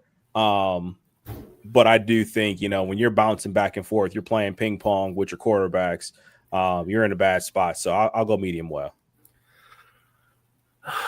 I don't disagree. Here's the problem. I don't disagree with anything you said other than Colorado possibly winning the Big 12 this year. I know you were the Deion optimist, so I will let that one slide. I'm not saying they should have. I'm saying, like, if they wanted to set a lofty goal, like that would have been winning the Big 12. But I said more realistic, it should be making a bowl game. I couldn't agree with that more. I'm going to go different, though. I'm going to go medium rare only in that I think we all knew this was coming. There was going to be growing pains this year. You lost the Heisman winner. You lost a quarterback that got drafted. That was all, everything for them last 2 years. There was going to be a lot of growing pains this year. I think to Cottrell's point, if you want to say inside the building, they were pumping each other up and saying they had a chance to do this, and this, that's fine. I think if you're being realistic looking at what they were going to be this year, I think we're kind of seeing it. I agree. You got to pick a quarterback and go and figure out, at least give somebody a couple games to try to get into a rhythm. But it's a really young team with a bunch of inexperienced at big positions. And that's, in today's college landscape, that's tough to win with, no matter how good of a coach you are. Yeah, and obviously the 0-1 in Big 12 play, so the season isn't over yet. But I will say, I think that Colorado's got to be medium well, almost well done. Like I said, they're entering Game 4. They're starting another quarterback. Caden Salter's going to be starting later today. I feel like this team, they lost a tough game to Georgia Tech, but now we know the team Georgia Tech is. They only lost to Georgia Tech by 7. So even you looking back and seeing who Georgia Tech is now, that looks like that loss does not look terrible by any stretch of the imagination. Then you go to Delaware and you play all 3 of your quarterbacks to find out, kind of figure something out. Ryan Staub does not play well against Houston. They got Wyoming today, which I think is a game that they win. But here's the problem. After Wyoming, they got BYU, they got TCU, Iowa State, Utah. That's their next 4 games. 2 of those teams are ranked. TCU is a team that is definitely a team to reckon with. And then BYU, we're still kind of figuring out, but their defense is still phenomenal. So they got 4 tough matchups today after Wyoming. And I don't know how their season plays out because they have to end it against Kansas State, Arizona State as well. So they have a bunch of tough games coming up on the stretch of the season. I think they're well. I think they're medium well. And I think, that they could be well done here within a couple weeks. Well, Kansas State's trash, so they can win that game. Oh my gosh, it's the last game of the season, so we'll see what the teams look like at that point. But yeah, I think Avery will probably be in the portal already, so that won't matter. Entering into a very tough schedule, entering into a very tough portion of their schedule coming up after this week. I think they're going to be cooked pretty soon. Anyway, minus the disrespect, we're going to go over to the right side of the grill. We're going to flip a patty over, and let's talk about South Carolina. Obviously, Lenore Sellers. They lost last week. Lenore Sellers went down with a concussion in the first quarter. Was it first half or first quarter? It was early second quarter. Early second quarter. So first half, he went out, ended up losing the game. Which, hey, injuries happen. One loss is not going to make or break your season. He is questionable for today. We're going to find out, if he's going to play closer to game time. Cottrell Bill, South Carolina, cooked or not? So for me, I'm towing the line here. I'm right at medium because this can literally go one way or the other. It's either Lenoris is healthy, he plays today, and they rebound from where they were at. And I think as a whole, the committee will even look back like, hey, that loss to Vanderbilt, even if Vanderbilt's not ranked, they're going to say, hey, Lenoris got hurt. He missed, 3/4 of that game. We're not going to hold that against you too much and give them the benefit of the doubt there. But if you start piling up losses there, it can get real bad real fast. So I'm going to go right there in the middle at medium. But this heavily relies on what happens moving forward here with Lenore Sellers. Couldn't agree more. I think if he plays and they win, they're fine. If he doesn't play and they lose, again, to Cottrell's point, you can't start racking up losses in the SEC here. So I think I'm optimistic he plays later. He practiced during the week. I think that would at least lean that he's at least a game time decision. I don't know. They haven't released where he is, in the protocol and passing tests. But again, if he's physically out on the field running around, I think that's at least a good sign that he's got a shot to play today. So I hope he does because, again, I think South Carolina is one of those wild card teams that's going to play a factor coming down the stretch.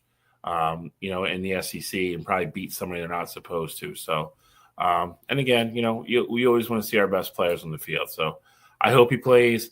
I think medium's the perfect thing to put him because I think there's enough heat in them that if he doesn't play and they lose, then, we're gonna escalate up the ladder here pretty quick. But if not, you got a chance to take him off and let him cool down a little bit.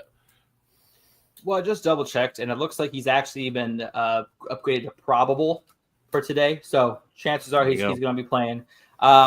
Here's the reason why I also am looking at medium well.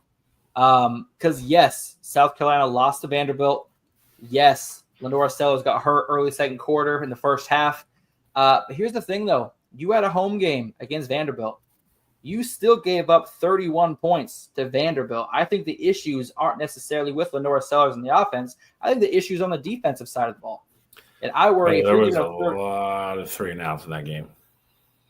I know that there was, which gave Vanderbilt a lot more opportunities. But I'm still looking at South Carolina defense that I expected more from this season. Shouldn't be allowing 31 points to Vanderbilt. Even though Vanderbilt offense looked good this year, Diego Pavia, he's a man amongst boys leading the Vanderbilt down the field. But I'm just not impressed with that defense. I think the issues are bigger than Lenore Sellers. I think that South Carolina is getting a lot of credit because of his capabilities and his gameplay. But I think that there's a lot of holes there that are more worrisome than Lenore Sellers, missing some time because of an injury. But we're going to preview that game later, so I won't get too much of it. But that's where I'm coming from. I think that there's a lot more issues on that team from watching that Vanderbilt game. Like I said, you're at home, 31 points given up. And the time of possession, Vanderbilt really even didn't own the ball that much more than South Carolina, only 10 minutes more than South Carolina did. So I don't buy the whole, I get 3-and-outs happen, but your defense has got to show up, especially when your quarterback goes down. You got to expect more out of your team. So I'm going to go medium to medium well on South Carolina. Especially with them entering in, the SEC play. Competition's only going to get tough from here. Missouri, LSU, Oklahoma, Bama, Ole Miss, Texas A&M still on the schedule. I think that there's some holes that need to get plugged up. Any other comments on South Carolina before we? Nope. All right, let's bounce directly below. We just talked about Notre Dame, but didn't get too much into Marcus Freeman. Marcus Freeman's on the grill, though. Took Notre Dame to a national championship last year. Now we start the season off 0-2 against tough competition, but winless nonetheless. Bill, I know you want him on this grill, so I want you to tell me, Marcus Freeman, is he cooked or not? Not cooked, but I don't think it's as cool as some people would like to think. And again, a lot of this is going to be dependent upon where we go from here. Like I said, we had this. I'm not going to get back into the Notre Dame argument, but I think he had a. Listen, you can't say making a national championship is anything but what it is, but I think a lot of things broke the way they needed to break for Notre Dame last year. I think he can't just go backwards and start going 8-4 again, is my point. Notre Dame is definitely one of those schools where their standards. I think he was kind of on the hot seat last year when we did this before they had the year that they had. So I don't think it's hot enough to make him uncomfortable, but I don't think you can necessarily turn a blind eye and say there's nothing there either. So I'll say he's rare, but again, I think most people wouldn't admit that he's on the grill. Well, I'm one of those people. I don't think Marcus Freeman's yet on the grill, but based on the scale here, I'm also going to go rare. Look, you can talk about like things breaking the way that they did and, this and that. Ultimately, he went out there, and I think, he was fortunate to have a Georgia team that didn't have Carson Beck. Sure, absolutely. But beating a good Penn State team who 100% could have, won a national championship last year, and then going and playing an Ohio State team who, I think everybody felt like they were outmatched in that game. And for a lot of the game they were, but ultimately, it was a one possession game. And if they make a play on third down against Jeremiah Smith, like who knows what happens there. Ultimately it ended up being, one possession, technically two possession game there. But, Marcus Freeman's a team is a player that is a coach that's been getting the most out of his players. And I think the 0-2 start, yes, it's kind of worrisome, but it's not necessarily just about the losses. It's about how you look in those losses. And I think Notre Dame has actually looked good, at least offensively, in both those games. And you're going to have growing pains with a new quarterback and a new young quarterback at that. So I think he's rare. I think they're going to give him plenty of time. He's shown that he can have success there. And, I think he'll get ample opportunity to turn this thing around. See, and I'm going to put him at medium rare only because if he wasn't feeling some sort of pressure, he wouldn't be coming out into the public, into the press and saying, I will be focused on getting our defense right.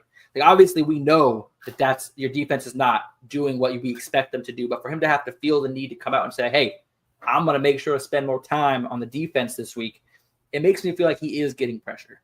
And there is a little bit of heat on him. Now, I'm not saying he's going to get fired or anything like that. I think making it to the national championship buys you at least, and maybe you guys can disagree with me, I think that buys you 2 years making it to the Natty. Obviously, you got to replace the quarterback. You still have Jeremiah Love. I think that making it buys him 2 years, but I do think he's getting a little bit of heat from somewhere, and that's the reason why he's coming out and saying he's focusing more on the defense this week. He's going to play more of a part in that side of the ball. So I'm putting him at medium rare, not quite medium or even getting to burnt or anything, but I do feel like he's getting a little bit of heat somewhere, and he's got to right the ship now to kind of cool himself back down to rare. So I'm not quite sold on him being on. I do think he does belong on the grill, but I don't think he's too worried yet. We got one more patty to flip, y'all, and that's DJ Lagway. We talked a little bit about him earlier, so we won't spend too much time on him now. But 5 interceptions doesn't look good. But we've also seen him play some last year. We've seen him play early this year. We know what he's capable of. Is DJ Lagway cooked? Now there's tape out on or not?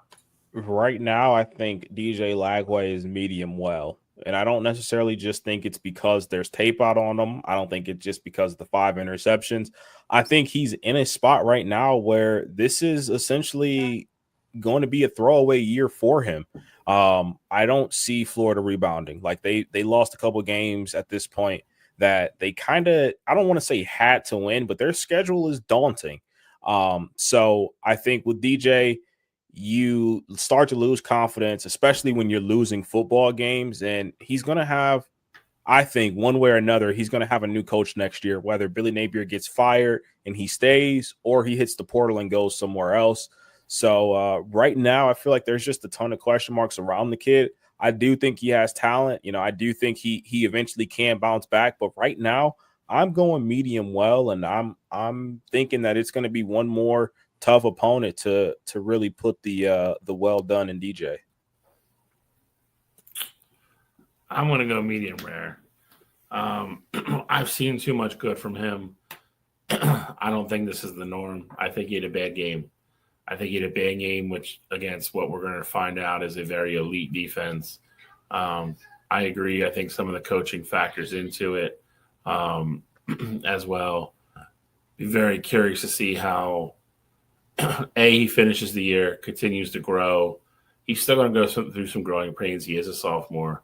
But I've already seen too many flashes and too much good from him to say that he's cooked. Again, I'm going to give him the benefit of the doubt.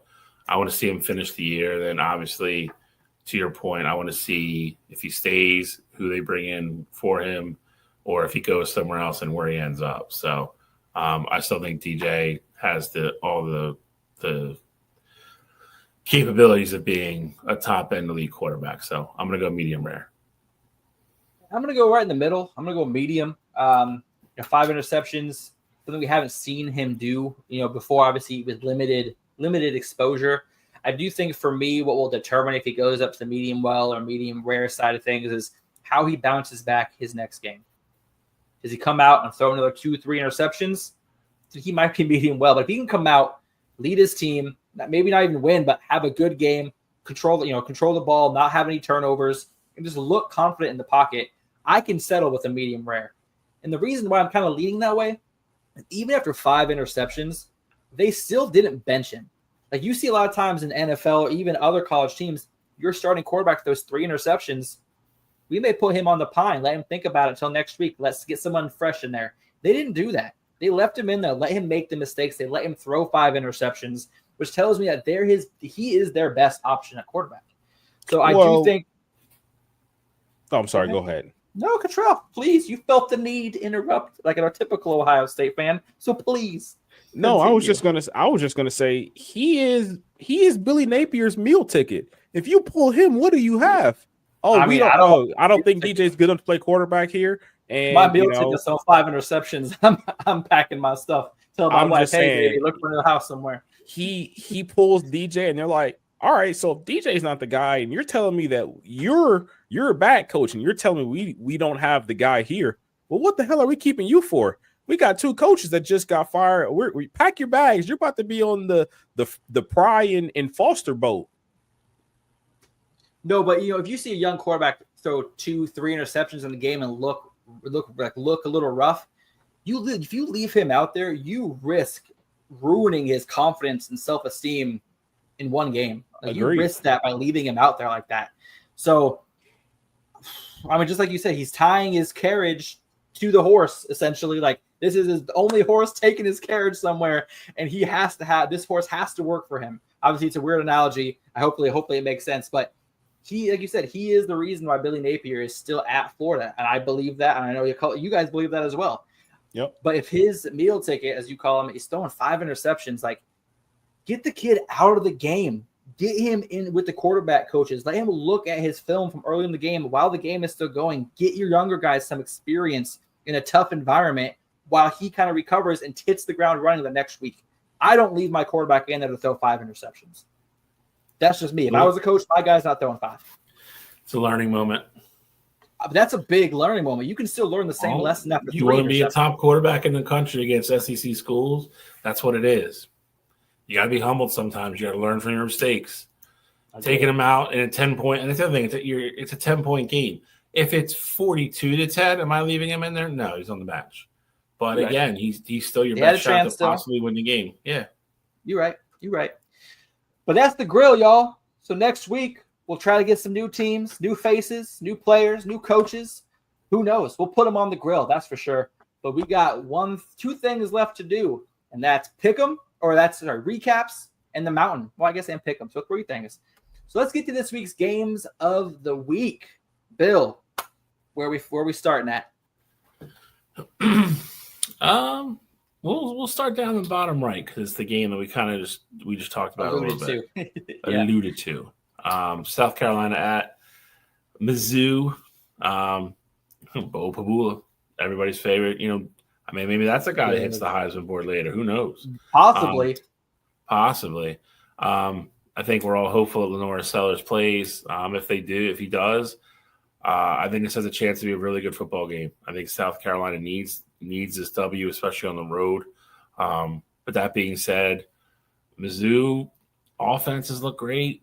They look great in every game they've played. I think your defense, it leaves a lot to be desired. And, again, I'm hoping Sellers plays today and can put pressure on them. I think South Carolina can score. But I think it's a really good game to start the day with. Yeah, I love Mizzou right now. Obviously, if there wasn't the quarterback not controversy, but competition leading up to game 1 where they were going to split time, and they had announced Bo Pabula as a starting quarterback before the season started, I would have been a lot higher on Missouri going into the season. Ultimately, the injury happened. Bo Pabula has been the starting quarterback all season, and I'm impressed. Man, this guy can ball out. If I was Penn State, I would be sad that he's now rocking Missouri's colors because that was going to be the next guy up. I'm almost mad at Drew Allen for coming back. Looking how Bo Pabula's playing. But no, this is going to be a great game. I think South Carolina's defense is going to be is atrocious. 31 points to Vanderbilt. I think Missouri and Bo Pabula are going to have a day today against South Carolina.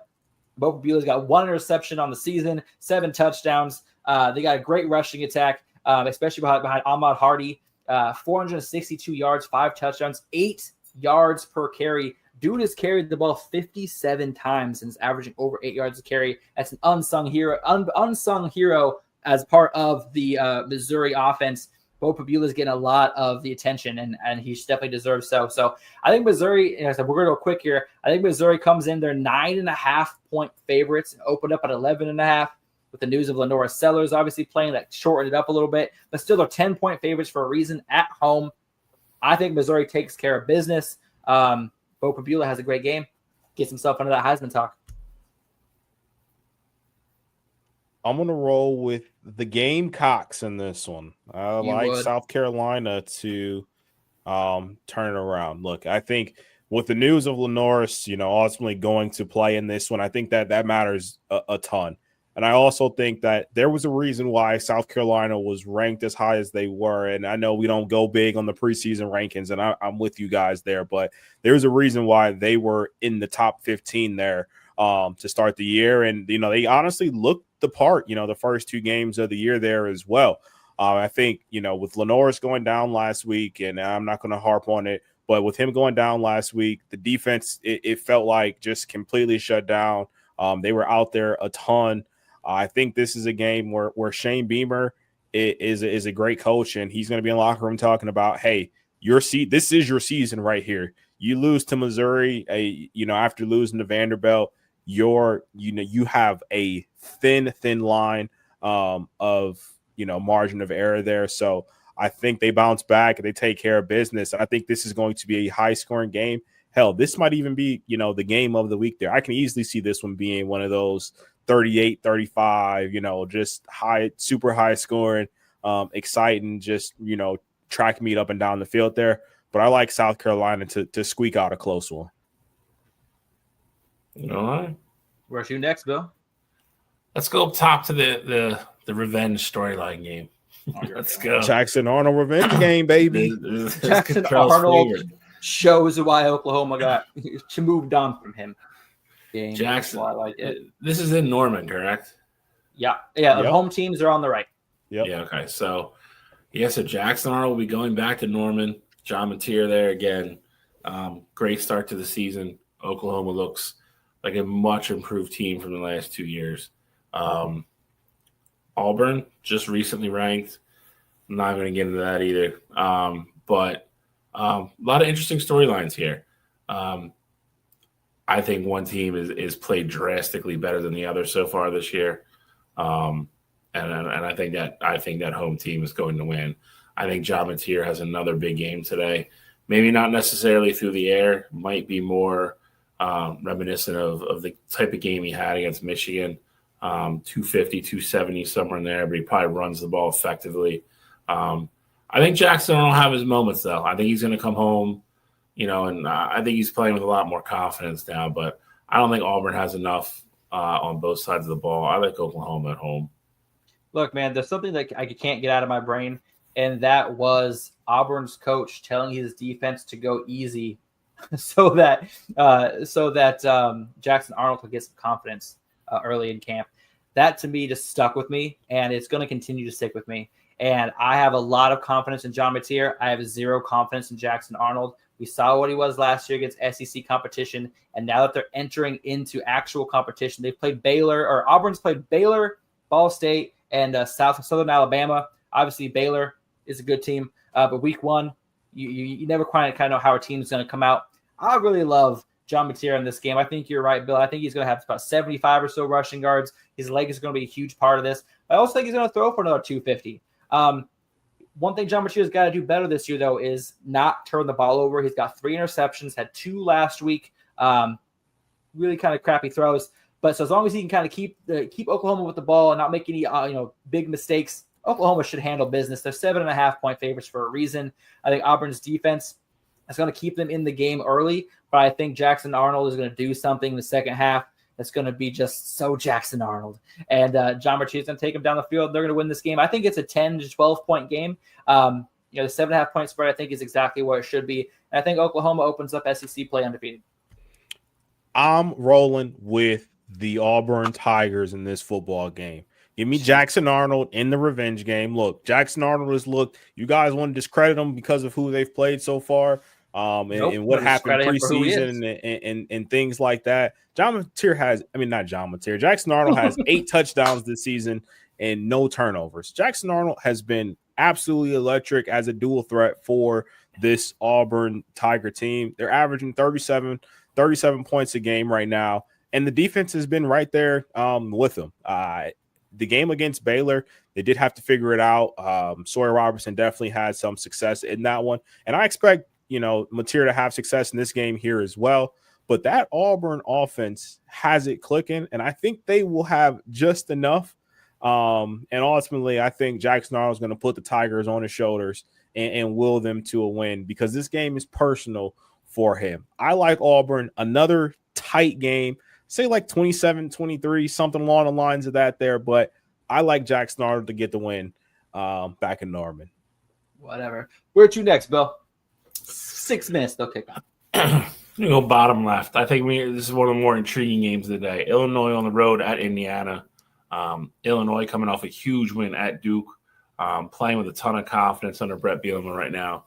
Going on to Indiana, a little bit untested this year so far, coming off pretty much the best season in the program's history. Indiana, a huge favorite. 6.5 points. Huge favorite. I'm gonna do what I continue to do until somebody beats them. I think Illinois, with all the experience they have with Altmaier and all those guys, I think they're playing with a lot of poise, a lot of confidence. I think they go into Indiana. I think they win. Look, man, I know you're not a big fan of Indiana. I'll tell you what, though, Indiana can run the ball. This year they got 3 different guys with 200 yards rushing, including my guy, Lee Beebe Jr. Here's the problem, though. He's out for the rest of the year with a knee injury. So Indiana's screwed. No, but honestly, I am picking this game later for pick 'em, so I won't get in too much. But this is going to be a great game. 6.5-point spread is absolutely insane, especially when the underdog is a top 10 team in the country. Like that's the interesting part. Like, Vegas, what do you know that we don't know. But Indiana's got 3 running backs with over 200 yards, each of them averaging over 5.5 yards per carry. They can really run the ball. Illinois, like I said, Luke Altmaier, 8 touchdowns on the season, no interceptions. They got their own beast at running back in Caden Fegan. But I'll tell you what, Illinois' defense is what impressed me last week. The way that they were able to force turnovers against Duke and Darian Mensah. What was it, 6 turnovers in the game that they forced? And I expect them to do a lot of the same this game. Fernando Mendoza has looked great since coming over from Cal. But with the loss of Lee Beebe, I got to go with Illinois. Oh, I don't know why I just said that. I got to go with Illinois. I guess I just gave away one of my picks for later. My bad. I got a little into my pick there.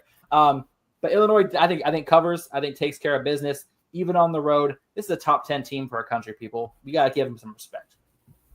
Yeah, so I am rolling with Indiana in this game. Of course you are. I am on the opposite side of you guys yet again. You're doing this on purpose. I'm not. I promise I'm not.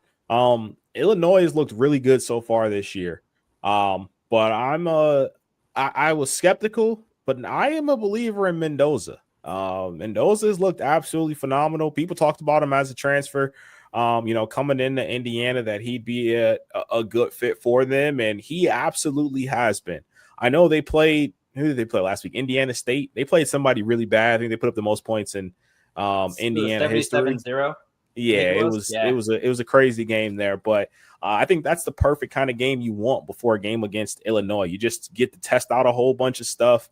Hopefully, your players are fresh there. I know obviously they lost Lee, but I like what that Indiana team is doing. I think this has the ability to be another one of those track meets, very similar to South Carolina, Missouri. I can easily see these teams going up and down the field against each other in this game. But I like Indiana to take care of business at home. I like Kirk Cignetti to have the game plan moving forward here.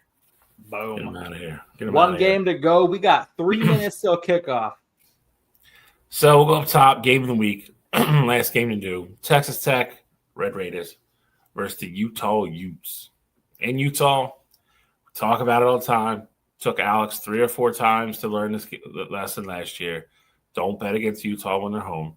But that being said, I think Utah has had the better start to the season, if I'm being honest. I think the expectations were a little bit higher for Texas Tech than Utah this year, especially with what Utah was going to have to replace. But I'm going to flip that on the other side as well. I think Texas Tech goes into Utah and wins. I think that defense is quietly turning into a very, very stout unit. I think Utah is going to try to run the ball. I think if Texas Tech can limit the runs, especially on first and second downs, make them throw, I think that's going to go right into Texas Tech's hands. And offensively, they're going to throw it. They're going to have fun. Not quite the air raid of the past, but they like to move the ball and play with some pace sometimes. I like Texas Tech to go into Utah and win. Devin Finally. Dampier. Well, finally you agree with one of us. Devin Dampier leading the team in rushing and passing. Obviously, he's the quarterback, so of course leads in passing. But he also leads in rushing, just under 200 yards. Texas Tech's offense, a lot through the air. Utah is relying a lot on their defense still. They've only allowed 10 points. As the most points they've given up this season is 10. They've only given up, 25 points in 3 games this season. I like Utah's defense. They're at home. Texas Tech put a lot of money in the transfer portal this year, but they haven't really played anybody. This is going to be the first real test that their offense has seen as far as on the defensive side of the ball. I like Utah to cover. Texas Tech is – oh, no, wait. Utah is that – I'm sorry. I thought Texas Tech was favored. Utah is 3.5-point favorites. I think Texas Tech covers that 3.5, but Utah finds a way to win. You talk about Texas Tech not playing anybody. Utah hasn't played anybody. They had the corpse of Nico and then Wyoming and who was the other one? Cal Poly. Utah hasn't played anybody either. Let's see, Dampier go up against a defense with the pulse and see what happens. I'm big on Texas Tech. I think this is their opportunity to show the country that they mean business in the Big 12, and this is going to be their conference to lose. Bayer Morton is the guy. 11 touchdowns so far this year, only 1 interception. They're averaging well over 50 points so far. And yes, to Alex's point, they have not played anybody yet this season. But that Texas Tech team is a very good roster, top to bottom. They've had very balanced attacks, and they have 3 running backs right now that are over 150 yards apiece there. Running back by committee approach there. And like I said, Morton is been playing like one of the best quarterbacks in the country so far this season. I think they go into Utah. They take care of business and get the little mini upset on the road. All right. That's the games of the week, y'all. Where are we going? Is that Mountain and then pick 'em and then we're out? Absolutely. That's it. Pick 'em will be quick.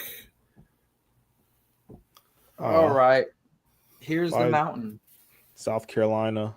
By Clemson. Bye. Bye. See you guys later. What's Bill looking all perplexed for? What? So I'm not on the helicopter anymore. Now I just disappeared. You just dropped me somewhere? You guys are back at base camp. I can't fit all the teams I've taken off. We had like 35 teams on here. We're now down to like 15. I can't put 20 teams like some random place. Well, thank Don't God worry, you Bill. got rid of Kansas State finally. Yeah, I did. All right. I did just for you. Just for and you. Iowa. Exactly. You're welcome. Actually, I think Iowa is I was going to put him in the plane or in the helicopter. I think I forgot to move his graphic ahead of the helicopter. I think Iowa's right behind the helicopter. He's on the other side. Just can't see him. Iowa and Kansas State should be falling from the helicopter. You know what? Actually, that's my addition next week, Alex. I'd like to see a tombstone on Kansas State next week. Let's just bury them. They're only 0-1 in conference. They're not dead yet. Last year we put Notre Dame in the ground after Northern Illinois, and look what happened. We can't preemptively bury someone this season. They are 1-3 to start the season. Let's put They lost to Army. Let's put a tombstone on them. But it's not a conference loss. They're still in the race. Like, believe it or not, they're still in it. Let's put the tombstone on them. Bill, what do you say? Tombstone? Tombstone. Tombstone. Whatever. Tombstone.